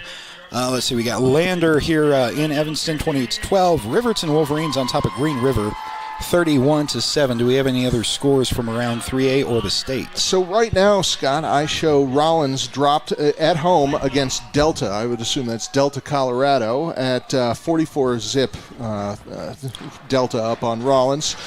Cody is up 27-6 in the second quarter over Buffalo. That's one to pay attention to. Torrington, our opponent for next week, is tied 14-14 with Yuma, Colorado, Okay. And then looking further down, Jackson Hole is playing Bear Lake, Idaho this evening, and into the first quarter, tied at 7. Jackson's a very interesting team this year. Historically not great, just over the last 4 or 5 years. They're smaller, but they have a lot of talented athletes, and they might be a dark horse in 3A. That's not a team that Lander has to contend with, or Riverton for that matter, in the regular season. But Jackson's kind of what Lander was last year, that wild card team that nobody quite knows what to expect, and they're good enough to maybe beat a decent team on any given night. The cat's out of the bag when it comes to the Tigers after their successful year last year, and they got out to that 21-0 start. That's exactly what they wanted. Evanston looks like they're going to be buried at home during homecoming. They come back just on the ground, just nice, long, sustained couple of drives, and they pull it back within a couple of scores. I'm willing to bet, Scott, that's what we're going to see in this third quarter. Yeah, I mean, that's an adjustment Lander has to make, because Evanston's going to keep doing that until Lander makes them do something else. And you win this game if you're the Tigers if you can get Evanston throwing the ball. If you can force them into long second down, third and long passing situations, that's not something Evanston is built for. But on the ground, this is their best game of the season to date. We ran down the numbers for Evanston on the year in the Porter's Tailgate show before the game started, and this is as prolific as Evanston has been on the ground, especially in a game, but let alone in a half. I would agree, Scott. Maybe it's possible that Evanston has finally found their traction at a season level, not necessarily at a game level, but at a season level. The right people in the right positions at the right time to deliver solid running plays. Yeah. We're still, that's half a game though. That's half of an offense. You still need a passing game when Lander finally does adjust, and I think they will. I get the feeling with a little bit of orange juice and Gatorade they're in the locker room. I suspect Lander is not going to. We're not going to see those types of sustained drives at least early on here in the third quarter. It's tough. So hopefully you've seen enough as a coaching staff, and the players can help you with that. You ask them, what are you guys seeing out there? What details are you seeing in that successful run game? You make those adjustments, and then you get into. You just have to dig, because a lot of these guys are playing both ways, offense and defense. You need some bigger plays, lower down the depth chart on defense for the Tigers to step up and make some stops. And if you can stop the run and add to your lead right now for the Tigers, the game's over. You've got them where you want them, but you got to prove to this Evanston team that you can stop those run plays after 2 long touchdown run drives. Well, and here we go, because Evanston gets the ball back first here in the second half. So we'll see if this situation unfolds in a different direction. But I don't know, Scott. You're right. You keep doing it until something changes. And what do you think that real change is? Is it hitting them behind the line? I mean, like, obviously that would do it, but is it enough to just stop them on a gain of 1, a gain of 2, and just force a couple of turnovers? So for the first time in the last 2 years, Lander's 3-4. The reason high school teams don't run that is because you have gaps up front because you only have 3 down linemen. Right. Lander fills that with linebackers a little bit, but for the first time I can remember, a team, especially like at Evanston's level, frankly, is finding those holes in the 3-4, and that is just detail. That small technique adjustment. It could be on the interior, is a guy moving your shoulder one way or the other, and adjust to that. It's not a big change. I don't think that has to be made, but get this Evanston team in passing situations, make that quarterback throw the ball, and you've got them where you want them. But you have to stop the run first, and they're going to have to do it on this drive. And the trick is Evanston is showing multiple, more than just 2 configurations for the run. They've gone they've gone diamond, they've gone shotgun, they've gone, just one back. As you see on the screen, our helicopter is leaving us for our homecoming halftime. I'm not sure if you call it entertainment. I was entertained by it. Is this a free ride? Is that like the one free ride in in medical helicopters? Someone's hitching a ride, maybe. That's cool that they do that. We've seen that across Fremont County and Riverton from time to time for their homecoming games. I don't know why I enjoy that so much, but I do when the helicopter because it's the magic of aviation, Scott. That's right. I think so. Not many people I know think so, but I think so. So we will wrap up our YDOT Buckle Up for Life halftime show right now, thanks to YDOT. And their reminder, very important one, driving across the state during sports season and year-round. They are proud to cheer on our student athletes and buckle up every time, every ride. A nice reminder by the folks at YDOT. So we will head to quarter number 3. As Mick just said, it is going to be Evanston football. At least they're going to be kicked 2 to start this third quarter, and talking about the momentum in this game and all the different dynamics we've talked about so far. Might be one of the more important drives in the game for the Lander Tiger defense, assuming they do kick this. I would agree. Assuming they have good defensive field position. Got to show you can stop that run. We've just cleared it. So sunset here in Evanston was about 4 minutes ago, and we've dropped to about 66 degrees as we start the second half. So Lander obviously kicking it off to Evanston. Evanston will be defending their downhill, and I think that what do we want to call it? The eastern end zone. So here we go. Wind not much of a factor, but it's picking up a little bit here as we kick the ball away to start the second half, and that is a touchback as it was fielded in the end zone, and so Evanston has it 1st and 10 from the 20.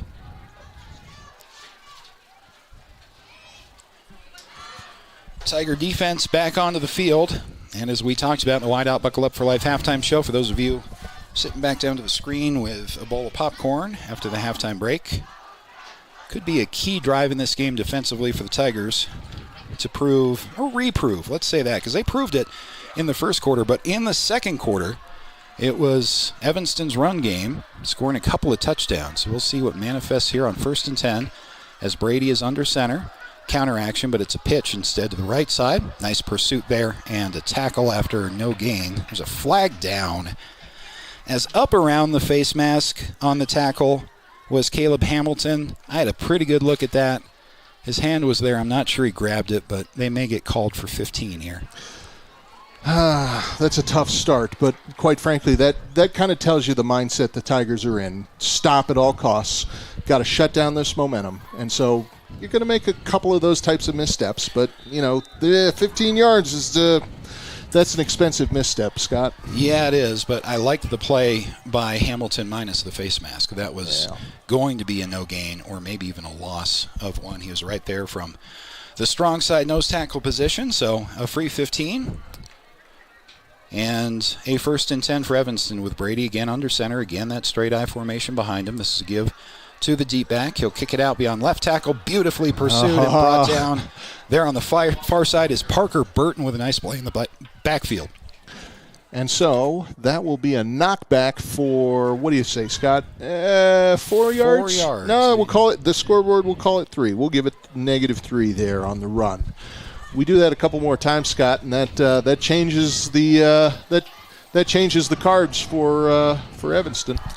Great individual effort by Parker Burton on that play. Good side to side getting out there and ends up as good as a sack. So 2nd down and 13. Ball is now back at about the 31-yard line. Brady is under center. He's going to roll out and pass back against the grain. He has a man there with some momentum and some blocking across the 50 to the 45. Come on, guys. You got to touch that guy. Inside the 45, a Lander now. Let's see where they spot this ball out of bounds. They're going to give him all the way down, I think, to the 29 or 28. Oh, my word. Apparently did not get out of bounds there until he was knocked out at the end of the play, so that's a big... you got to put some real contact into those things, and they were just getting some great blocking from the Evanston line in Great getting that player down too. there. Yeah. They sent that as though it's a run to the right, and they threw back with a couple of blockers out front of that receiver. And boy, that's a nice change of pace play for Evanston. So they have it 1st down and 10 now deep inside Lander territory to the 29. Brady this time is going to be from the shotgun, has it back to his right. This will be a give straight up to Wallace. Wallace is knocked back after being contacted at the line of scrimmage. They'll probably give him forward progress back to the line. Actually give him a yard. And 2nd and 9 will be coming up. Glimmers followed by glances, Scott. We've got to stay consistent. And, this is a little bit of a departure from the resiliency we've seen in the previous 2 games. I do want to give credit to that play call on that long pass play. That was a pretty play design by the Evanston staff and well executed. So they went back to the ground on 1st down and got 1. That brings up 2nd and 9. Brady again from the shotgun has motion across in front of him from left to right. Brady with a designed rollout to his right side. He can run, but instead he'll throw it with a ball that's caught down to the 15, maybe 14-yard line. Nice scoop there. And Scoop is, I think Scoop is being generous, Scott. That he was laying out as if stealing second for that ball, and caught it right in the gut. But they'll give him the catch. I don't know. If we had instant replay, that's one I'd probably want to challenge. But now we are 1st and 10 on the 14. Change of pace for Evanston. Their big plays on this drive have been a couple of passing plays, another 1st down, and again inside the 15, as Mick said. So you have shotgun for Evanston's quarterback Brady. He has this time motion in front of him from right to left. Give is to Wallace right up the middle. A couple of Tigers are right there, but not before a gain of about 2 or 3. He didn't get touched as he crossed the line of scrimmage. It took him about 4 steps beyond that, so the Tigers really need to plug those holes a little faster. We'll give him 3, I would say. So we have a 2nd down and 7 coming up, but we're all the way down to the 11-yard line now. With under 7 to go in the 3rd quarter, just exactly what Evanston was looking for in this game to keep it close. Down a couple of scores, but knocking on the door on their first possession of the 3rd quarter. Brady switches to under center. Single back is behind him. I formation behind him. Deep back is Wallace, who dives ahead to the 9 for a gain of about 2. 8:38 on the clock. So great clock management, and some real momentum here. 3rd and 5 now at the 9-yard line.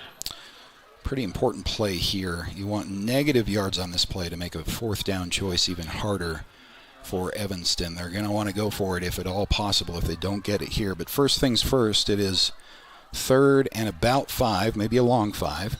And we have a stoppage as Evanston will already use their first timeout of the 3rd quarter, or of the 2nd half. We'll step aside, take it with them. Back after this on 1330 KOVE and County10.com. Baldwin Creek Rental Service in Lander is a proud supporter of sports and athletics here in Fremont County. Baldwin Creek Rental Center understands how expensive specific equipment can be, especially if it's for a one-time use or event. That's why they offer tools and equipment rentals. For many years, Baldwin Creek has provided services to clients in Lander and the surrounding areas. From lawn and garden projects to graduation parties, they have the right equipment for you. Baldwin Creek Rental Center, located at 675 Baldwin Creek Road in Lander. Hey, Fremont County, listen up! This is your game changer. Health Source of Riverton with Dr. Jonathan Fabian, the only certified chiropractic sports physician in the area. For a limited time, student athletes get a $10 new patient special. That includes a full initial evaluation, needed x-rays, and a doctor-prescribed pain relief session. Just mention this ad when you call. Stay in the game with expert care from Health Source of Riverton. Call 463-2770 and tell them you heard about the $10 student athlete special. Flat. Nice move by the receiver back inside. That was Timber Fitch, who almost juked his way into the end zone. Ends up with a positive play of a couple, but it forces a 4th down. So gain of 2 on that. We'll be at 4th and 3. Yeah. And I'll tell you, Scott, that cornerback, just let the kid roll for an extra yard. Didn't touch him, and we got a little bit more. That probably would have been a yard gain. But for the cornerback, just not following through to the whistle. Big old play right here on 4th and 3, deep inside Lander territory. Evanston goes from the shotgun. Brady looking. It is intercepted. Lander, he's got Tiger room. Pick. And watch out 30, down the sideline 40, to the 40 and now 50 across midfield. 40. He's running into some Red Devils down there to the 38-yard line. Parker Burton on the interception that came in the end zone will give the Lander Tigers a much-needed defensive big play. 9th play of the drive, and they departed from the book, Scott, and it bit them. Oh, that's some bad Red Devil luck. That's the same play Lander scored on to Finn McFadden from the slot into the end zone on a quick throw. Worked for Lander. It was read beautifully by Parker Burton. Big momentum changer by the Tiger defense. Gave up a couple of big plays on that drive. 7:18 now, and we will start on the Red Devil 37-yard line. So great field position for the Tigers as they break the huddle. And now Paxton Hollingshead has a shorter field in front of him. Most importantly, empty drive for Evanston. This will be a give to Braden Baker. Baker contacted, spins out of it. 2, 3, now 4, now 5, now 6 more Red Devils are required to bring him down. But it is a loss of 2. Knocking back 2 or 3 yards. Nice defensive pursuit there by Evanston. Braden Baker, a tough guy to bring down, as you saw there. And it looks like they'll spot it at about the 43-yard. Well, have they spot? Nope, they'll spot it at about the 39-yard line. So about a loss of, we'll call it a loss of 2 on that. So much fun to watch Braden Baker run. I mean, that's a 2-yard loss, as you say, Mick. That's the most entertaining 2-yard loss you will see from a running back at the high school level. Yeah. It was a bumper car for a second of just roll off, roll off, roll off. Hollingshead from the shotgun. Baker still in there to his left. It is a give to Braden Baker, who steps over a defender and falls down to the 35. Getting some of that loss back will be a good gain of 5. And down past the original line of scrimmage by a couple of yards to the 35 of Evanston. They'll spot it with a 3rd and 8 on the 35-yard line with, at this point, 6:12, clock ticking. Not a small 3rd down play for the Tigers. Not at all. Not quite deep enough where if you get no yards here, you're not quite deep enough to go for it. But we are in field goal range should we need to do that. That'd be a long kick. We did have a 48-yarder last week, but there was some wind involved. There is no wind at the moment. That would be about a 52-yard kick. It is Hollingshead with Baker to his left. See what Lander dials up here. It's a counter to Braden Baker, who makes a nice cutback, but is swarmed under to about the 36-yard line. Ends up losing maybe a half a yard or a yard on that play. So 4th down and a long 8 if you're being generous. See what Lander wants to do here. They're spotted at the 36. Are going to be on the correct side of the field offensively. This is no man's land. Too long to go for, too short a field to punt. Choices at this point, huh? What do you think, Scott? Do you run? Do you pass? What do you do? I'm going. I'm throwing to Finn, get creative with how you get him open. And, yeah, I didn't come here to tie this game. That's the message I think you want to send. And I think you're right. They're going to show that they're going for it. Finn McFadden slot left, by the way. It is Hollingshead from the shotgun, Baker to his left. It is going to be a throw. And a throw over the middle to Finn McFadden inside the 10 down to the 5-yard line. Oh, my word. Big 4th down conversion by the Lander Tigers from the 36 all the way down to the 5. A gain of 31 from Hollingshead to McFadden. Solid resilience there, Scott. And quite frankly, as you looked at the pass play, some great blocking in the backfield to keep Hollingshead in the game and concentrating downfield. Exactly. Braden Baker with a huge weak side block to help his quarterback out that made that play possible. Now it's a different scheme here for the Tigers. First and goal. Inside the 5, straight line formation of running backs behind Hollingshead. It's going to end up being Cody West into the end zone for a 5-yard Lander Tiger touchdown. It is West into the end zone. And the 4th down conversion of 31 yards from Hollingshead to Finn McFadden ends with a 5-yard Cody West touchdown. 4:34 on the clock, 5 plays, and the final one being a 5-yard touchdown run. Parker Burton. Don't forget Parker with a pick in the end zone to start that whole thing. Isn't that the truth? Kudos to that young man.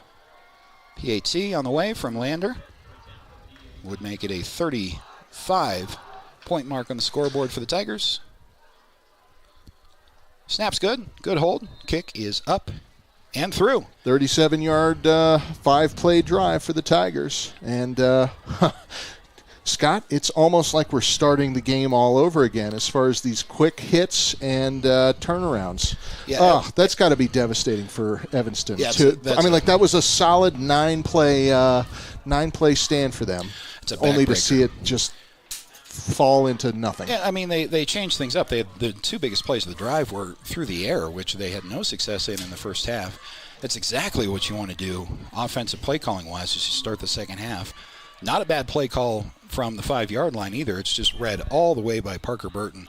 Brings the ball all the way about to the 40-yard line of Evanston. 4th down conversion from Hollingshead to Finn McFadden.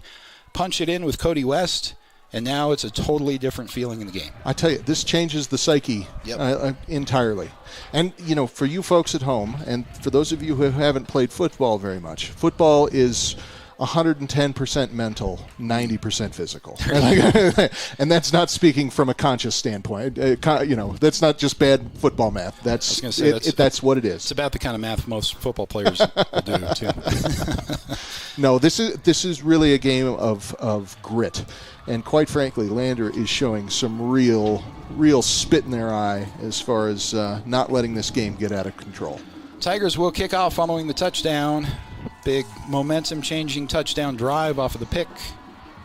And we'll start over for the Red Devils as they're now down 3 scores. 35-12 on the Fremont Chevy scoreboard. So now it's interesting for Evanston. You just have to get back on track. You can't let any of that long drive that ends in a pick negatively affect you. But it was such a short Tiger offensive drive. It wasn't a big, long drive. That they have a little more juice, too, for those guys that play offensive and defensive line. And I think you try again with the run. Time does become an issue, but Evanston has shown they can do that well throughout this game.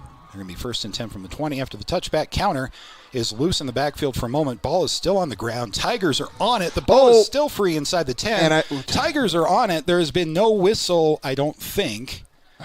Yet, let's see what the ruling on this is going to be. I think they called it dead somewhere before those Tigers were able to pounce on it at the 5.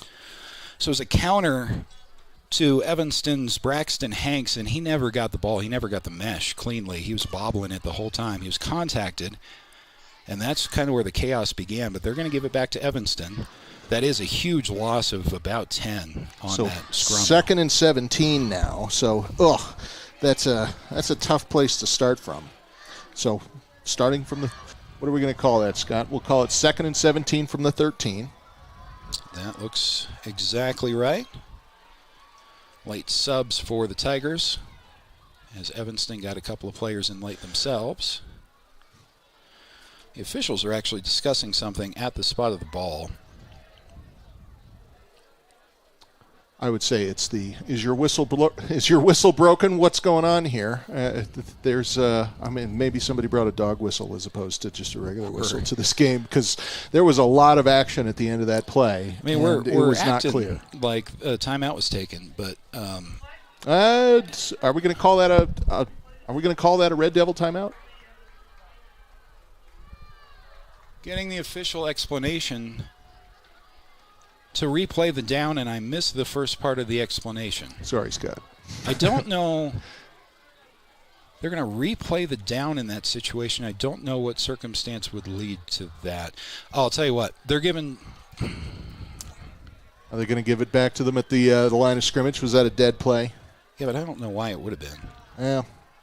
Interesting. So maybe an errant whistle. Who knows what it was, but we'll pretend that didn't happen. 1st and 10. Brady under center. Give to the fullback. First man up. Nice defense. Interior defensive line play. No gain. Did he get back to the line of scrimmage there, Scott? He may have, if that. To go further down. They will spot it just a hair ahead of the 20-yard line. So I'll give him 6 inches there. I don't have a 33 on my roster. So we 2nd and 9 now on the 21-yard line. May have somebody. I wanted to give credit for that nice defensive tackle inside, but I don't see a 33 on my roster. At any event, we have 2nd down and a long 9, as Mick just said. 2nd down with Brady in the shotgun. Packers are showing some pressure. They do bring Cody West. Evanston runs to the other side, to the 25, falling ahead to the 27. They'll keep the ball in bounds, so just under 3 minutes to play here in the third quarter. A stoppage for an injured Red Devil who is coming off the field. That is their starting quarterback, Cason Brady. Ooh, well, just a little bit of an ankle. It looks like an ankle injury, so he is skipping his way off, but he's, we'll see. We'll see how that goes. So 28 coming in. Well, what's interesting about this is 28 is not a quarterback, so you might see some kind of wildcat here, although now we do have onto the field the sophomore Gray Hamilton. So, third and 2nd on the 28th now. Backup quarterback in for the Red Devils. This is not where you throw the ball if you're Evanston, with a backup sophomore in, straight eye behind the sophomore. Lander, of course, showing blitz on the lower classman, and it will be a run up the middle is piled up. And stuffed backwards. For a loss of a couple. Yeah. And this will put him into 4th down at 4th and 2 now on the 28. And it does look like Evanston's going to have to kick.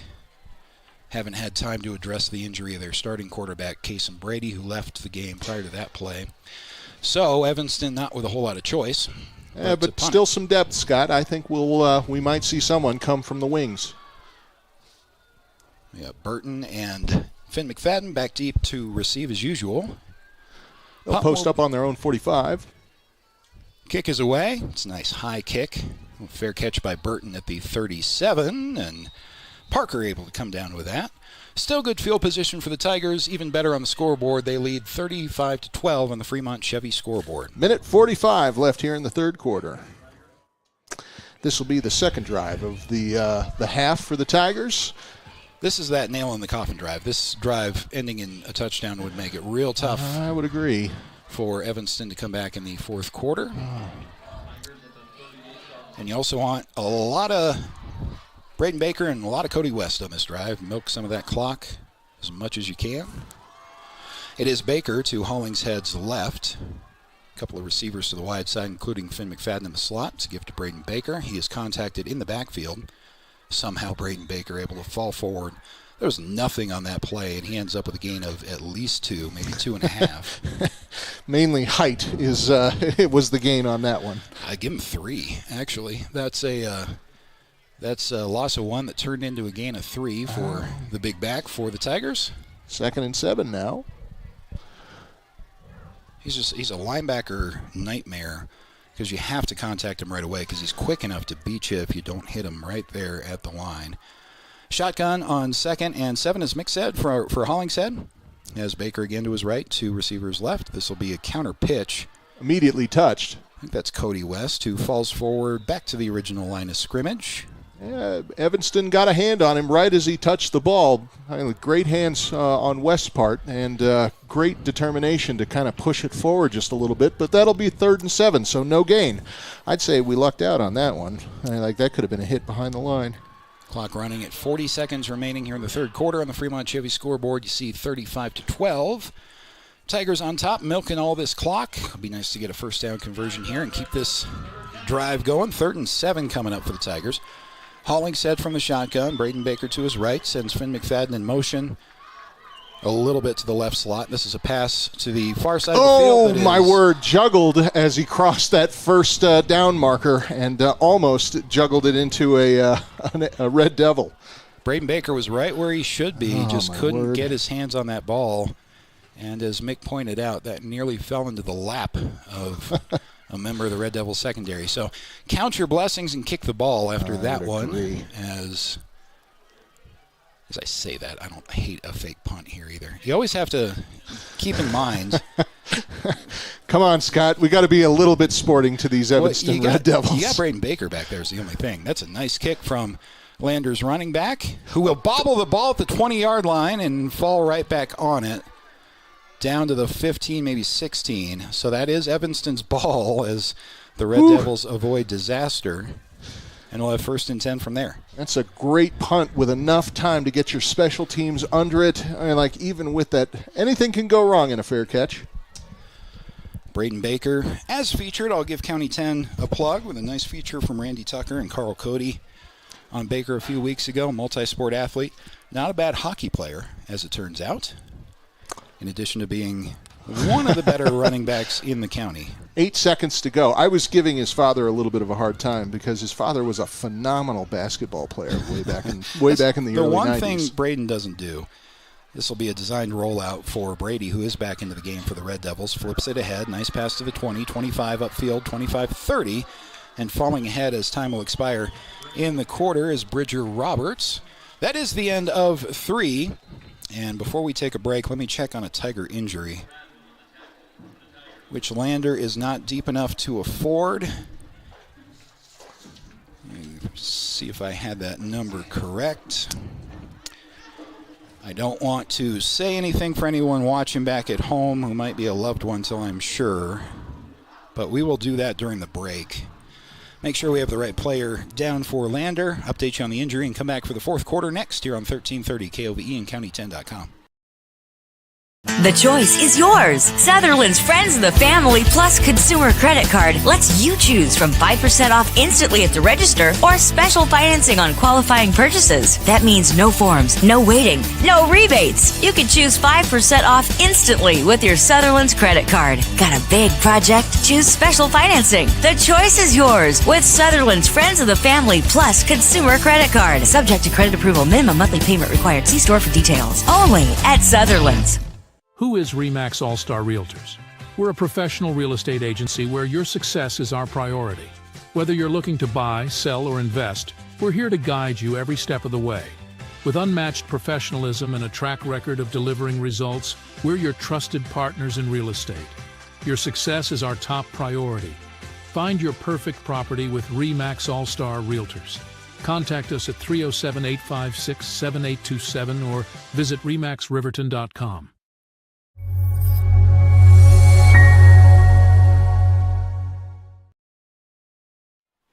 Back here in Evanston, the injured Tiger was Darian Herford, who was on his back on the ground for some time, eventually did sit up and now is walking off the field with the training staff for the Tigers. So certainly sending our thoughts to him, and hopefully he is all right at the end of that punt that gives the ball back to Evanston. Start of the 4th quarter. Lander Tigers on top 35-12. Evanston's starting quarterback back in the game. It is Brady, who flips it to his right. Nice wheel out to the right side. The 45 spinning to the midfield. 45 into Tiger territory and near the Tiger 40-yard line on what's going to be a gain of 20 yards, it looks like.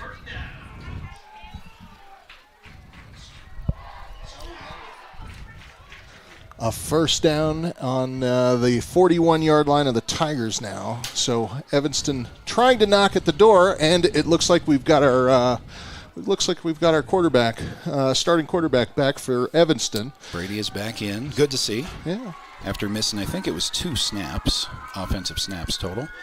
So it is Brady from the shotgun. Has a running back to his left and 2 attached off the tight ends to the left side as well. Pitch to the left side. And that was Wallace falling forward back to the original line of scrimmage for about no gain. So 2nd and 10 now. Clock at 11:32 as we start that quarter. Sorry, Mick. You can see with all these juniors how pesky this team might be next year. I get the feeling that, yeah, like I said, I think this is a team on the ascent. Maybe not this year, but... Evanston looking for their first win of the season, 0-3 on the year. It is Brady who looks to throw and now cuts back inside. Falls forward past the 40-yard line, down to about the 38 after the lean, but that's only going to be good for about 4 yards. About 6 shy of the first down, so a third down coming up for Evanston, who kind of has to hurry up a little bit now. Clock rolling in the fourth quarter at 10:54 to go. A little bit of discussion here, and Caleb Hamilton kind of limping off the field. Looks like a left ankle injury or an ankle injury of some sort, so we'll see a substitution. Is that... As one of those players on the list that the Lander Tigers cannot afford to lose, so hopefully he's all right. I think we're going to have Gage Toops into the game, the junior. I wouldn't be surprised if we see Caleb back. I think he probably needs a little bit of a break and just a little bit of time to nurse that wound and get back right at it. Evanston with a third down and 6 with a throw to the right flat. Nice cutback by the receiver there. A couple of Tigers bring him down, but not before he gets a first down. Unless this game changes, though, I'll say, Mick, drastically.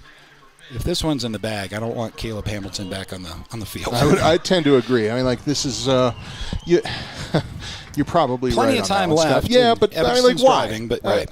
Yeah. Lander's a team that cannot afford to lose about 5 or 6 players. Don't want to lose anybody, but he is on that list. 1st and 10 at the 30 now with 10:43 here. This time Brady is under center. Straight eye behind him, dotting that is Wallace, the deep back. Oh, and a little bit of a false start action there. So there, finally the flag. Good grief. This might be on Lander on the blitz. Maybe. I don't know. There was movement on both sides. You're right, Mick. They're going to call that on an offensive lineman. So that instead was a reaction to the blitz, moving a little bit too early as a couple of extra Tigers were coming in. I don't blame them for jumping either. Well, I mean, like, if the offensive line is moving, I mean, like, you might as well, right? So after the penalty, we're back to 1st and 15. This is a fade to the right side, deep into just in front of the end zone, and the ball is going to be dropped by Timber Fitch. He was double covered, but he had enough room to turn around and make a play. He had a couple of defenders who had their backs to the play, and Fitch just didn't have the concentration on that one to bring it in. Saw him go right to his own helmet, saying, I should have had that one. Yeah. Well, 2nd and 15 now, still at the 35-yard line with 10:36 to go. Evanston taking a shot in the secondary by Lander. They were there, but they were back a step or two. So it was there, fortunately for the Tigers. As Mick said, 2nd down and 15. Brady designed rollout to his left. Pressure. Getting pressure. He's going to throw the ball. Ball is loose. No whistle. So this is going to depend as the Tigers come up with the ball, whether or not it was a forward pass. The initial indication is that was a fumble. Adding to that, let's hope that Romer gets up. It looks like he is getting to his feet. The ruling is going to be that's a fumble, not a forward pass. No, that was the Tigers will come up with it. He did not. There was no forward motion on that. It was clearly like an attempted pass, but boy, under some real pressure there, and the Tigers come up aces. Another turnover in this half forced by the Tiger defense. First one was pivotal with a pick by Parker Burton in the end zone to stop a long Evanston scoring drive, and that was back before Lander had scored. That would have made this game pretty interesting. And that time the pass rush forcing a turnover. So Hollingshead in the shotgun, a couple of receivers to the wide side left, give to Braden Baker. Baker with a lane to the 50. Baker fighting forward over the top of a couple of Red Devils to the 43-yard line. Nice run there of 17 yards for Braden Baker. Having another big night on the ground. $173 last week, if I remember correctly, against Powell. And we'll see a couple of substitutions as the Tigers start the second play of this drive at the 43 of Evanston. Hollingshead's in there. Baker's still in there. You have Cody West Attached right. Finn McFadden slot left. Some Evanston showing blitz. Hollingshead with a look to Finn McFadden off the play fake to the 30. Finn falls ahead to the 25, down to the 24. Late flag by the back judge. We'll sort this out. What do you think? A late hit there or a little bit of roughing? Late. I wonder if it could have been. I wonder if a face mask wasn't grabbed at the end. It was a face mask at the end of the play. So you'll tack on 15 to that from the 24.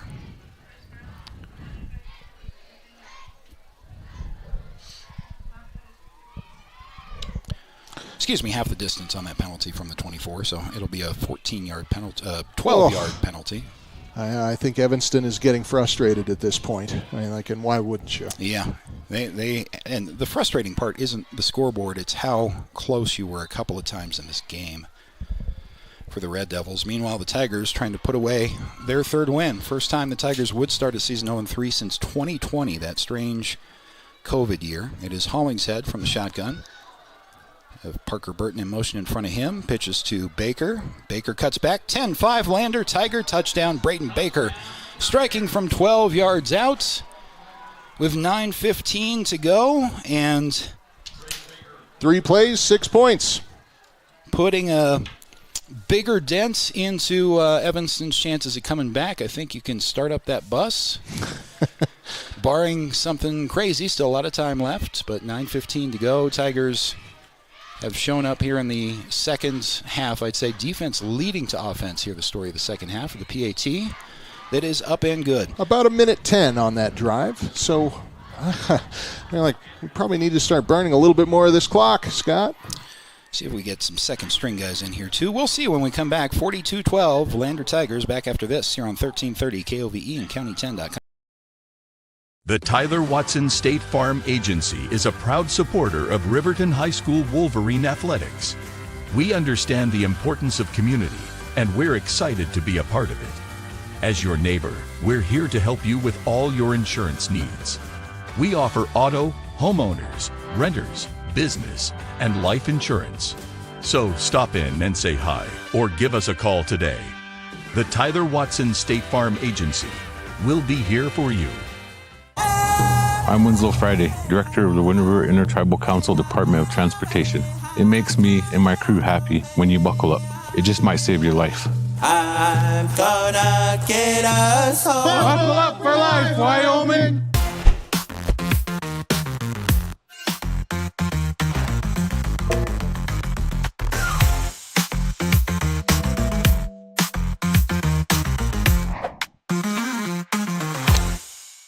Back here in Evanston, all Lander Tigers here in the second half. Some defense leading to offense, and a 42-12 margin for the Tigers with 9:15 to go.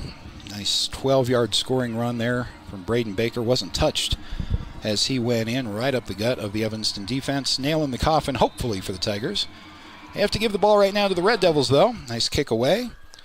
Will fly into the end zone by a couple of yards and be brought out to the 20. Scott, I was thinking about the last time I was in Evanston on Lander Tiger business, and it was all the way back in 1997. Wow. That was the first year of the streak in boys swimming for Lander. Sure. And the state tournament, the state meet was of all years in Evanston. So we stayed at a kind of a cheap motel for the week. Bruce Gresley fed us spaghetti from the JB's across the alley, and we brought home the first of those titles way back in 1997. Throw into the left flat here. Nice quick play for Evanston to Bragg, who will get 11, maybe a little bit more for a first down. Yeah, when you put it in that context, that streak is it's amazing anyway. But when you assign a year to it, not just 25 straight years or whatever it's been, 20. What were you doing in 1997? I was 13 years old. This is going to be Brady rolling to his right, looking downfield, still looking to throw, and throws the ball to the deeper option on that levels concept that they've run a couple of times, but Max Gauger cannot bring it in. Brings up second down. No, as you Tiger faithful know, I mean, like most of the time, the state meet is in Gillette. But this was the one year that Gillette needed to drain their pool to fix an issue. So it was in Evanston in 1997, and then in 1998 it was in Newcastle because they had a new pool, and then it's been in Gillette. And then, look, I think we've had a couple of times in Laramie to debut their new pool. But, just this whole thing started way back in 1997. Right here in Evanston. It's just one of the more amazing high school streaks I've ever heard of. This is a great one. We might be watching something really unique right now. Well, 3-0 for the first time since 2000. As we mentioned, that was a strange COVID year. They actually went 6-0 to start that season to the Tigers, and then their fortunes changed a little bit as coaching administrations changed over the years, and that tends to happen. Classes graduate out. This, by the way, was a penalty indication on Evanston that brings the ball all the way back 12 additional yards. So 2nd and 25 at this point. And now Evanston has to burn a timeout because they were taking too long to snap the ball. So to avoid a penalty, the Red Devils will take a timeout. And go ahead and keep it right here. You can see a little frustration from the Evanston coaching staff, and I get it. Believe me, I get it. But Evanston showed up, not for 4 quarters, but for a quarter and a half, a combined game. They gave Lander all that they were looking for in this one. There were a couple of moments where it was kind of dicey. No, the scoreboard betrays the real work that Evanston has put in. A couple of bad breaks right at the beginning, some glimmers again. But, again, this is a team on the ascent, I suspect.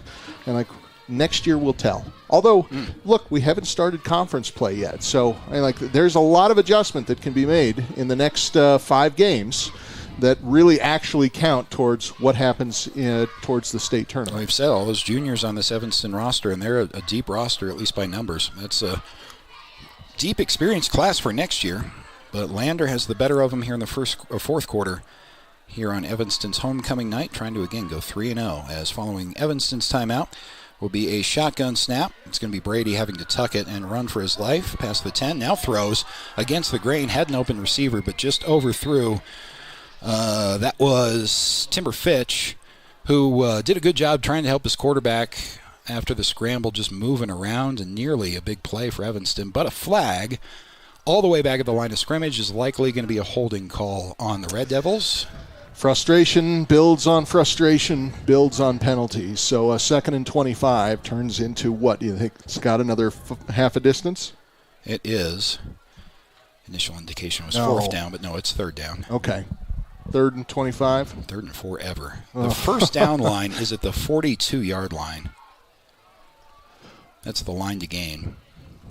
There is no play in the playbook for this. 3rd and 25 on the 17. Throw a screen, run a draw, and hope for the best. If you're Evanston, it's going to be under center and a timeout. A timeout taken by the Red Devils. Let's go ahead and step aside and take it with them. Evanston using, I think, their final timeout. Back after this here on 1330 KOVE and County10.com. Everyone has a ritual, that small thing to keep us focused. A habit we never skip, to clear our minds and elevate our performance. But what do you do to keep your head in the game? To drown out the self-doubt and support your mental health. Because being your best isn't just about taking care of your body. It's about taking care of your mental health. Discover the resources that you need to keep your mind focused and your mental health a priority. I'm Winslow Friday, Director of the Wind River Intertribal Council Department of Transportation. It makes me and my crew happy when you buckle up. It just might save your life. I'm gonna get us home. Buckle up for life, Wyoming!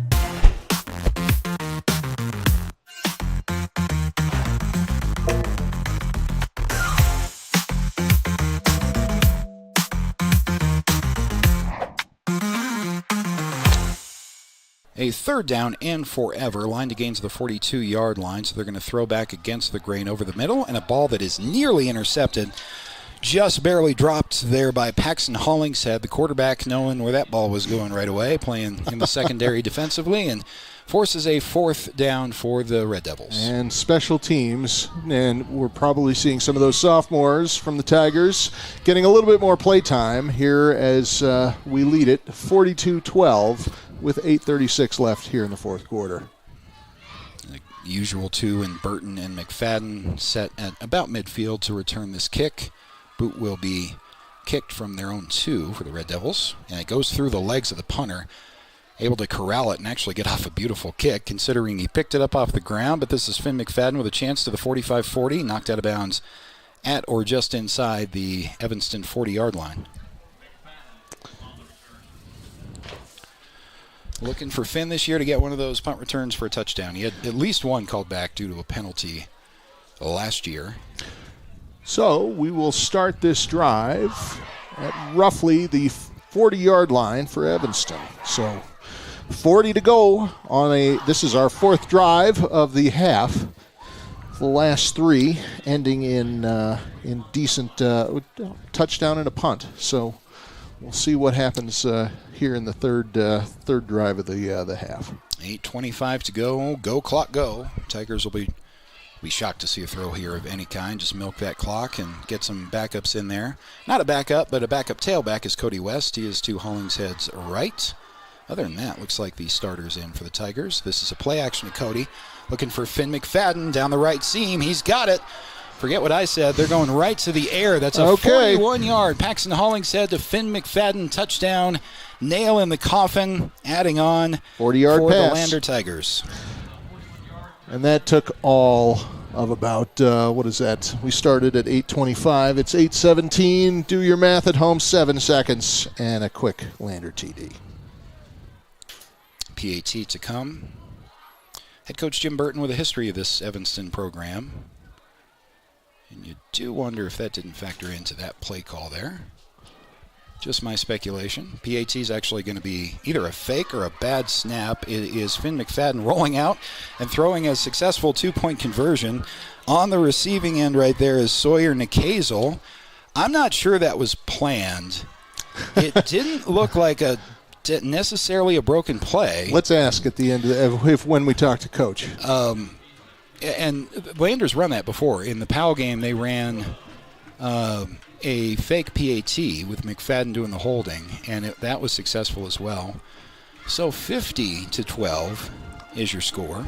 And at this point, Scott, is that clock going to just start running without much prompting? Running time is 40 points, I think we decided, and the margin is now 38. Okay, so not yet. Not quite.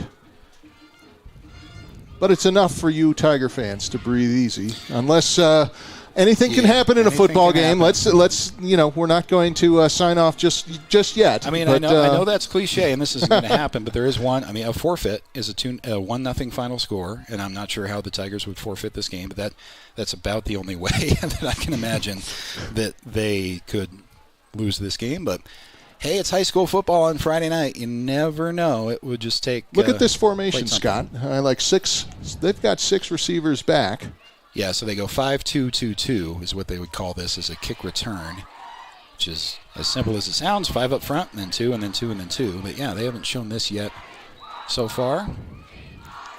Usually run a reverse or a fake reverse out of this if it's a clean kick and returnable.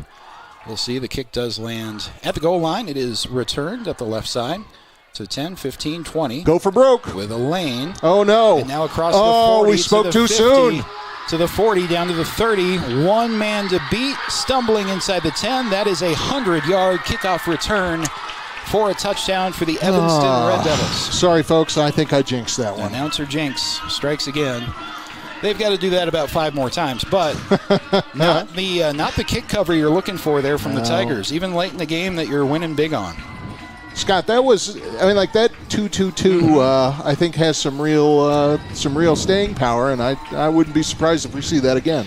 Yeah, it's all about the lanes you create on kick return, and that's not one that Lander had seen, so maybe it created some different blocking schemes that Lander wasn't ready for. Maybe they're just late in the game and they're already on the bus mentally.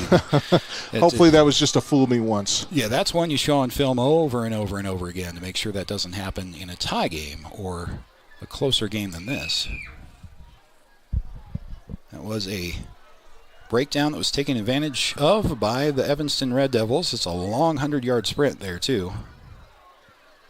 PAT rolls, and they're going to have to fire drill this one. And the ball's going to be scooped up by the Tigers. All right. So PAT is no good. We'll take a break. Come back now 50-18 on the Fremont Chevy scoreboard. After this, on 1330 KOVE and County10.com, but there is a flag down, so hang on. Indication is a personal foul on Evanston after the play, so that will be addressed on the kickoff coming up next. Looking for a trusted partner in your financial journey? At Redden, Kane & Associates, we're more than just CPAs. We're a world-class accounting firm dedicated to providing exceptional service to our clients. From tax management and accounting to estate planning and retirement strategies, our experts provide personalized solutions that help you thrive. Our lasting relationships are based on trust and open communication. Let's make your goals become reality.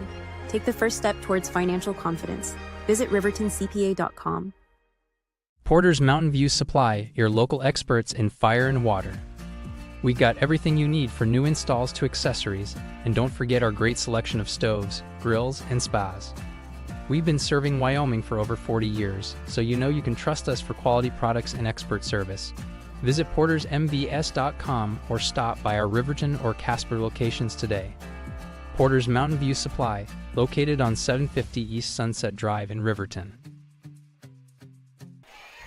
Welcome back to Evanston. Scott Fuller and Mick Pryor with you. Following the personal foul after a botched PAT by the Red Devils, a 15-yard personal foul will mean this kickoff comes from Evanston's own 25. And that's going to bring Finn McFadden, the deep man for Lander, all the way up to his 28, where he stands now. This is where you start to think about onside, Scott, even though you're deep in your own territory. I mean, like, why not? It's a hot take. It's a hot take. Well, look at how Lander is set up in formation. If you're going to make any faith effort to win the game, yes, you have to do. Never say die, right? You have to onside this one and then the following three. I'm not sure. Well, we'll see. We'll see what they do. It's an even formation for their kick formation. Some oddball activity there. And we'll see what Evanston does after the 15-yard penalty. It's a coffin kick that will bounce at the 45. Nice bounce for Evanston. And the Red Devils will fall on it. That's Evanston football at the 45-yard line.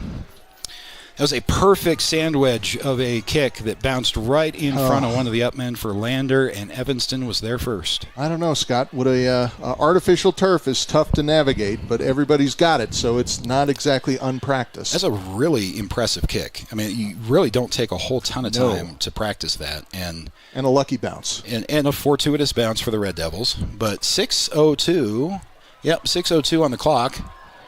8:02. I'm sorry, they gave this ball to the Tigers. Oh, okay. Indication I got wrong.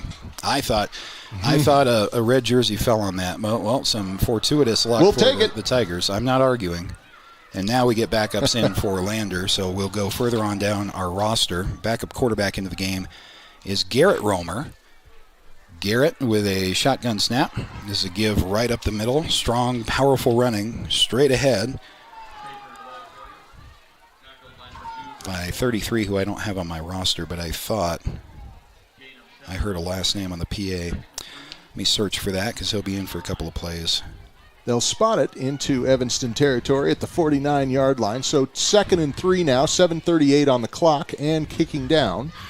So we'll see a little bit of personnel change. I think that's Tanner Quinna on the freshman roster. Oh, interesting. All right. 33. So again, from the shotgun, following a nice gain by Quinna of 6 yards. They're going right back to him over the 45-yard line. Contact, but falling ahead for a nice gain of about 6 or 7 even. First down for the Tigers.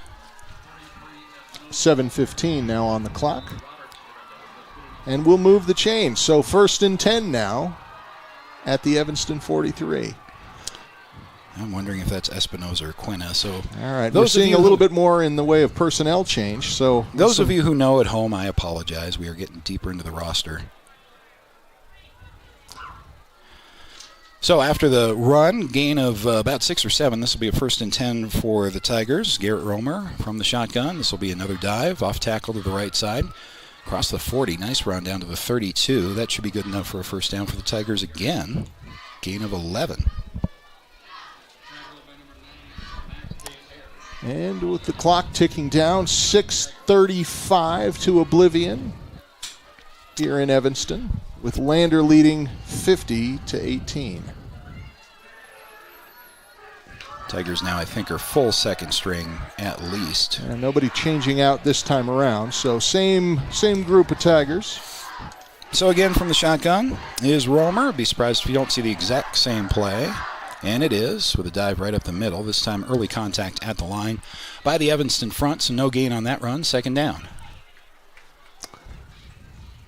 And a little bit of, are we seeing some, nope, no trade outs there in Evanston. Boy, I don't know. I'd be, at this point, I would say for both teams, Lander is doing a really good job of trading out players. That's Evanston tougher. is keeping these guys still on the field. That's a tougher spot, yeah, because you want to keep your guys healthy, but you also want to drive home, first of all, reps for the younger guys, but you also kind of want to drive home the point of, all right, guys, this is how this feels. Let's fix this on Monday. Yep.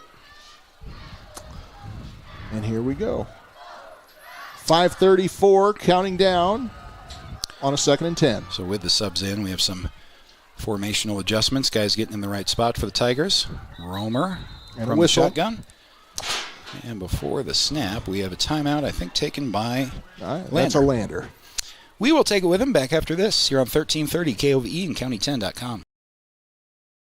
The choice is yours. Sutherland's Friends of the Family Plus Consumer Credit Card lets you choose from 5% off instantly at the register or special financing on qualifying purchases. That means no forms, no waiting, no rebates. You can choose 5% off instantly with your Sutherland's credit card. Got a big project? Choose special financing. The choice is yours with Sutherland's Friends of the Family Plus Consumer Credit Card. Subject to credit approval. Minimum monthly payment required. See store for details. Only at Sutherland's. Who is RE/MAX All-Star Realtors? We're a professional real estate agency where your success is our priority. Whether you're looking to buy, sell, or invest, we're here to guide you every step of the way. With unmatched professionalism and a track record of delivering results, we're your trusted partners in real estate. Your success is our top priority. Find your perfect property with RE/MAX All-Star Realtors. Contact us at 307-856-7827 or visit remaxriverton.com.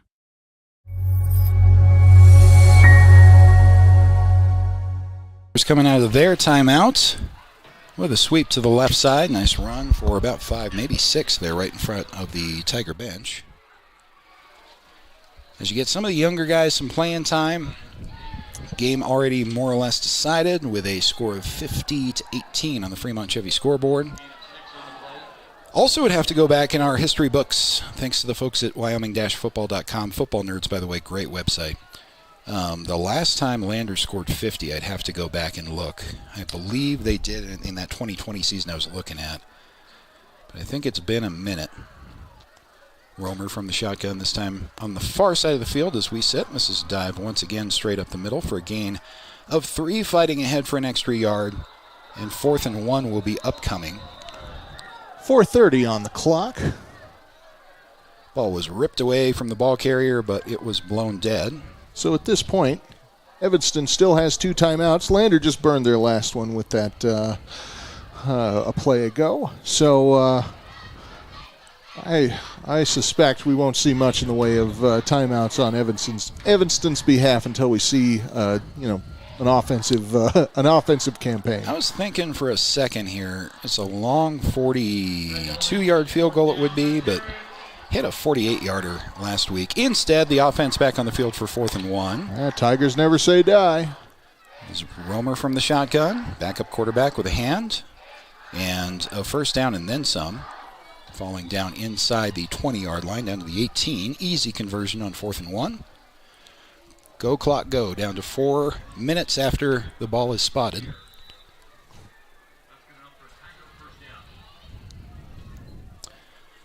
And this is the one game in recent memory where the scoreboard just does not tell you the story of this game. No. This is... It's a cliche, I know, but it's absolutely true in this case. No, I think, quite frankly, the Tigers won the mind game, but it was close for quite a bit. going in, I like really into the first couple of minutes of the third quarter, and then and then Parker Burton with a pick, and that was it. I'd say that was the nail. That was about it, as it turns out. Romer from the shotgun. Sophomore will hand off once again, right into the back of his offensive line, and will bounce back to lose about 2. And that'll keep the clock running down to 3:10. So they'll spot it, 2nd and 12 on the 20. Just running that clock down. Getting a couple of fresh bodies in here and there with the play call, and that's great to see. I will tell you, as a guy who was second string, almost perpetually, I like to have that type of opportunity. It's always fun. It feels great, even when you're up. It's a varsity game, yeah, absolutely. Shotgun snap again. Same play, and this time the dive is going to be. I don't have 20 either, unless that's freshman Afton Cox. We may be down to the freshman roster here. Yeah. Crossing the 2-minute 30 line, and so we shall spot it there at the 17-yard line, 3rd and 9. Ends up again there being a gain of 1 for, I believe it was Cox.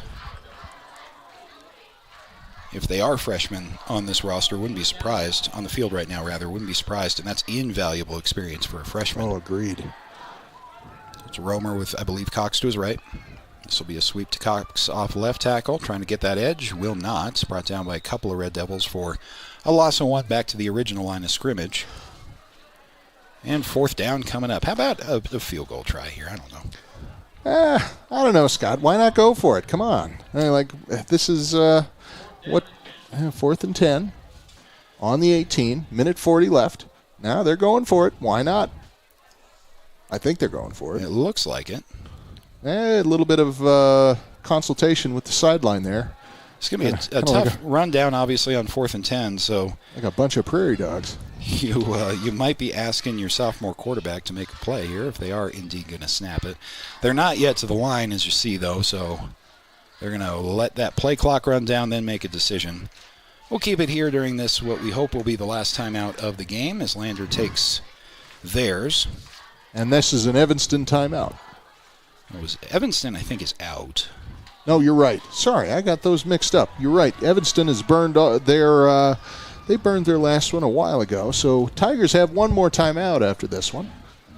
Plenty of time to grow a group of kids, as far as your sophomores and freshmen, to get into game time, to be able to talk to them on the field, put them in the mindset, and then set them loose. Yeah, just playing, especially as a freshman, but even as a sophomore or if you're a second-string junior, under the lights, you're playing in the real game. Your team has already won the game, and it's a cool moment. Friday Night Lights, Scott, it doesn't matter. I'll tell you something else, too. If you happen to make a decent play in this, you're, as a freshman, not going to see a ton of varsity playing time.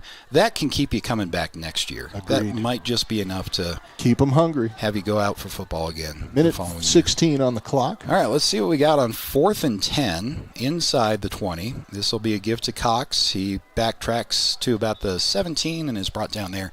Turnover on downs, Evanston football with 1:09 to go. I'm not going to say anything, Scott, just out of good luck juju from what happened last time. Yes, please.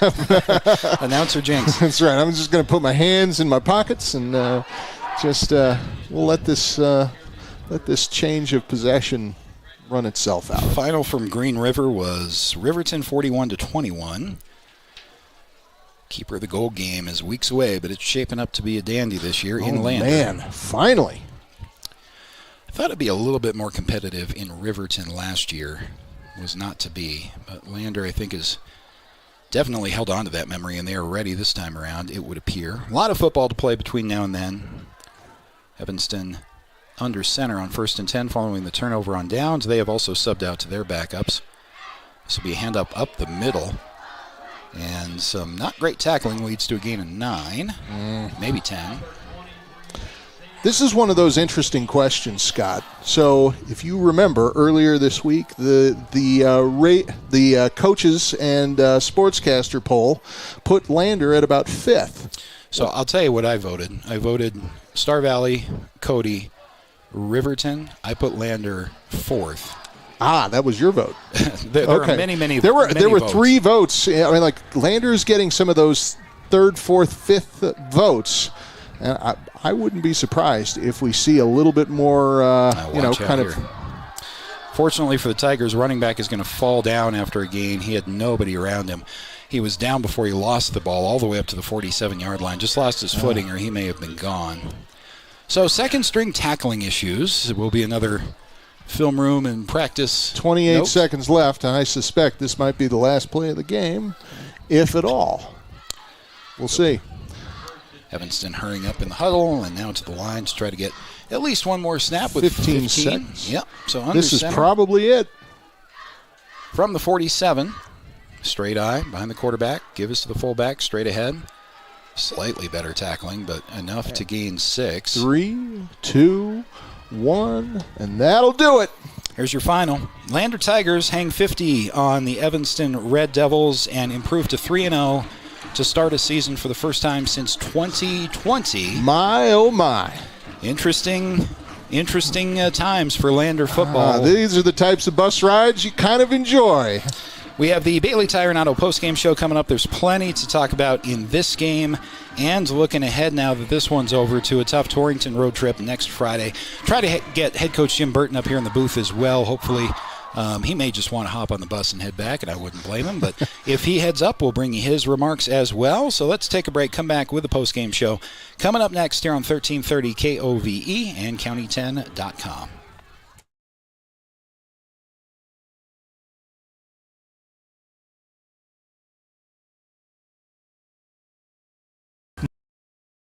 The Tyler Watson State Farm Agency is a proud supporter of Riverton High School Wolverine athletics. We understand the importance of community, and we're excited to be a part of it. As your neighbor, we're here to help you with all your insurance needs.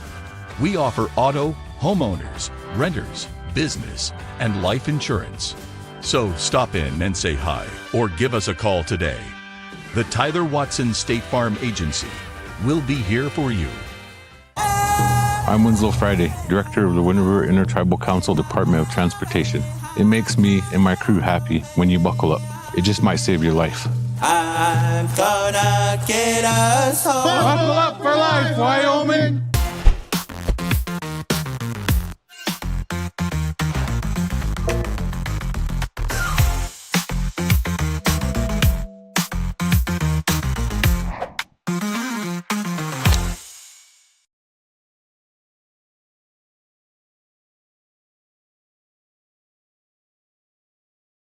Joining in the fun, Mick. Bailey Tire and Auto postgame show here on AM 1330 KOVE as well as County10.com. There you see us. I'm right behind the Bailey Tire and Auto logo, but that's all right. They pay good money for that. That's right. A nice reminder to stop by Bailey Tire and Auto, as I do after every single Lander home game. Mick, your thoughts on this one? Scott, quite frankly, I think the one Achilles heel for Lander on this whole thing was just depth. More than anything else, we started to see that fatigue really set in probably in that second quarter. And I think that's going to be if I were reading tape for any other team, that's probably what I'm looking for, is just how do I get these guys gassed as fast as possible so they start making mistakes. Evanston picked up on that and had that great 9-play drive, run for a touchdown. And that's going to be the trick. I think I don't know what you do there as far if you're Lander. You've got 34 shirts to fill those 11 positions at any one time. I don't know. What would you do? The coaching points in this game are more obvious than the first two. The Green River win was a blowout. Mm-hmm. The Powell win was a blowout. This ends up being a blowout, but it didn't play out that way. So on film, you have a lot more that you can break down with the guys, which is what coaches love. They love to find, here's what you can do better. And it was stopping the run late in the first half, obviously, when Evanston got those big drives. That really flipped the momentum in this game initially. Just because it's top of mind, the JV and second string tackling is going to be an issue, but that didn't matter in the outcome of the game. You also want to point out the positives, and the positive on the defensive side was that first initial drive of the second half. Right. And Evanston's breaking their own tendency. Their big plays are coming through the air as opposed to on the ground. Yep. And you had Parker Burton reading a slot slant perfectly and just saving the game. I tell you, really. I mean, like, there are these real. I mean, like, if we can just keep up those glimmers, and really, our pass coverage is second to none. I mean, like, now, don't get me wrong. Evanston was a little inaccurate, is probably being polite about it. It's at points, but to a degree, I mean, like, Lander was putting on the pressure and converting, and like, that's huge. And I think if they continue to do that. Boy, and like, as we continue into now the conference play, that I think is going to be the really interesting part. And like, because I suspect Torrington is going to give us a hard time, Buffalo is going to give us a hard time, and those are our next 2 games, I think. Yep. And those are all both away. So we can do it. We can definitely do it, Tiger fans. But the Torrington game is one of the more interesting ones for me in a couple of seasons. It's on the road. That's a long road trip. You just said it's a conference game. They have a great coaching staff. I'm not sure who they graduated last year, but they moved up from 2A. Maybe not primarily officially, but they beat the rest of 2A to move up to 3A at the start of the last season. We just lost all our lights except for here in the booth, so that's fine. We'll still go. They paid the bill up here. Yep. So that one next week is going to be your first test of we're good. We're 3-0. Yep. How good are we? And that's the Torrington. I think you're right. Yeah. So now we've lost track of head coach Jim Burton, if he's coming back or not. Because we've lost all lights in the stadium. Oh, it's firework night. We have fireworks. That's it's homecoming. So helicopters, fireworks? So we got everything. I don't know what. I mean, like, how do we top this out in Lander? Let's see if we can get probably not a good angle on these fireworks out here in the right corner. Let's see here. But let's do that as we continue with the Bailey Tire and Auto post-game show. We're going to cut our lights, and we're going to turn around and see let's what see if we can got. Find some just barely edge of the fireworks. This is something. Not sure if we can get them in the frame or not. Oh, darn. Just beyond the frame. Sorry about that. Man. But they're shooting them off right behind us. But they came out. I mean, like, the Evanston faithful came out this evening. I mean, like, this was not an anonymous game by any stretch. I'm not sure if you can see on the field all the crowd in the student section is now on the field so that they can watch the fireworks display. Ooh. Which is, just off frame to our right. So I'll give some credit to the Evanston homecoming festivities. Had the marching band with a great show at halftime. Had the helicopter fly in. You got fireworks. Everything went right except for winning the game if you're Evanston. But going back to, look, one of the other things that I would pull out for Lander is we had some really good fortune cookie, good luck plays, but we converted them efficiently. It wasn't it went our way, and then we just gave it up. There was very much a conversion, a desire for conversion, and an excellent follow through. When this was a 2-score game and almost a 1-score game, there was a 4th down and long that Lander had to have, and it was deep. Granted, deep in Evanston's territory, but they threw Paxton Hollingshead to Finn McFadden on an 11-yard 4th and 10. It may have even been down to the 1-yard line. That means a touchdown. If they don't convert that, Evanston's got a long field in front of them, but that can change the momentum of the game. So for a final score that we had of 50-18, Evanston was as close as they could have been into early third quarter as any game that you'll see with that final score. Realistically, the wheels fell off the bus mid-third quarter. Yeah, for Evanston, and it was the Parker Burton pick in the end zone. I think if you had to point to one turning point. Yeah, hang on. Let me just go back to my my stat sheet there for that pick. That was one of those excellent. Where were they at that point? Bear with me. That was the first drive of the second quarter for Evanston. 9 plays, and it wasn't. Realistically, the drive started on the Tiger 20, ended on the Evanston 7. There was really only one significant pass play for 36 yards. Everything else was more or less contained to itty bitty runs. If you remember, it started out with kind of an unlucky yard penalty. Yeah, just kind of stepped everything off. That was a face mask, I think, at the end of. Yeah, it was. And that helped out Evanston with field position. They moved the ball through the air, as you just indicated, and down to the 7. Yeah, so it was a good drive, but I wouldn't call it a consistent drive. No, but it got the job done. And I'm going to point to that Parker Burton pick as our Health Source play of the game. Presented by Health Source Chiropractic, Fremont County's only sports-certified chiropractic clinic. Stay in the game for a $10 new patient special for student-athletes. That again, Health Source Chiropractic, bringing you the play of the game, which ended up being a Parker Burton interception in the end zone from Evanston, driving to Lander Zone 7, picking the end zone, changed the course of this game. And the Lander Tigers able to run away in the second half from there. Let's go ahead and take a break. We'll come back and wrap things up here on the Bailey Tire and Auto postgame show after one more step aside. After this, here on 1330 KOVE and County10.com. Everyone has a ritual, that small thing to keep us focused. A habit we never skip, to clear our minds and elevate our performance.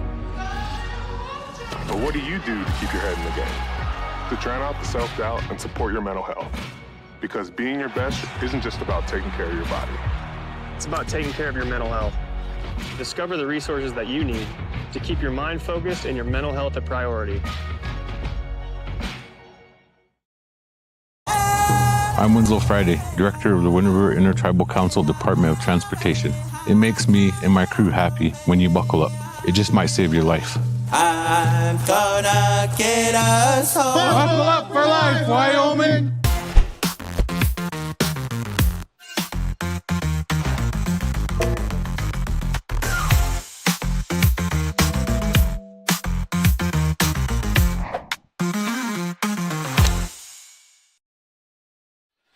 Back here once again in Evanston. Great night for the Lander Tigers. They spoil Red Devils' homecoming.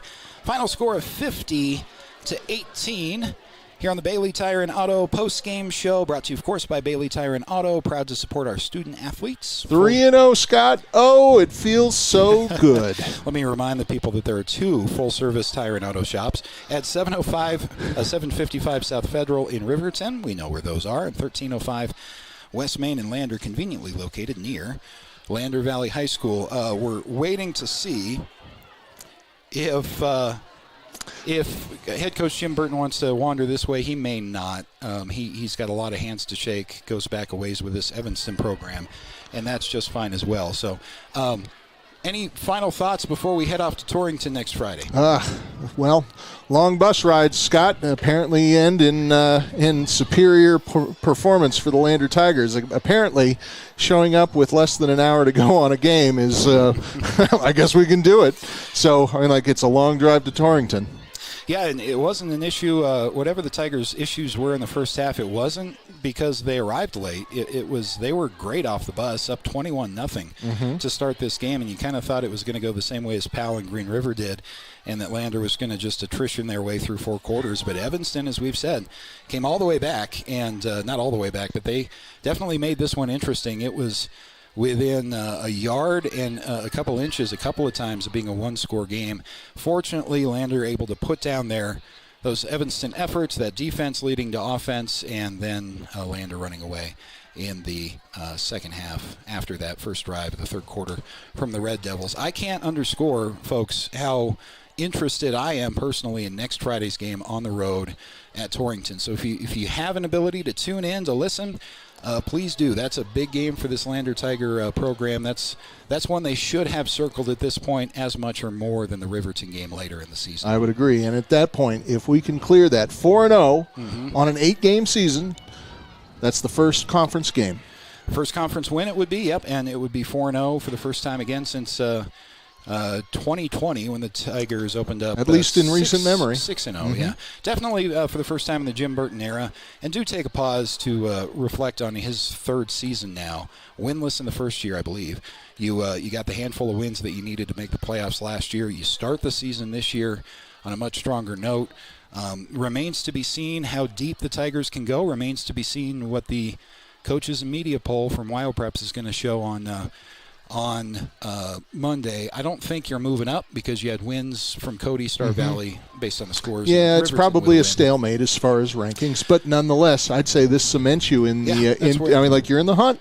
That's where you want to be, and that's the fun part of Keeper of the Goal game. That's where you want it, is both of those teams in good spots here in a couple of weeks toward the end of the season. Oh, that's going to be a great game. It's going to be a lot of fun. So thank you for joining us from Evanston, Wyoming tonight. It ended up just the way the Tigers wanted, not exactly how they wanted, but the final score is what they were looking for in 50-18.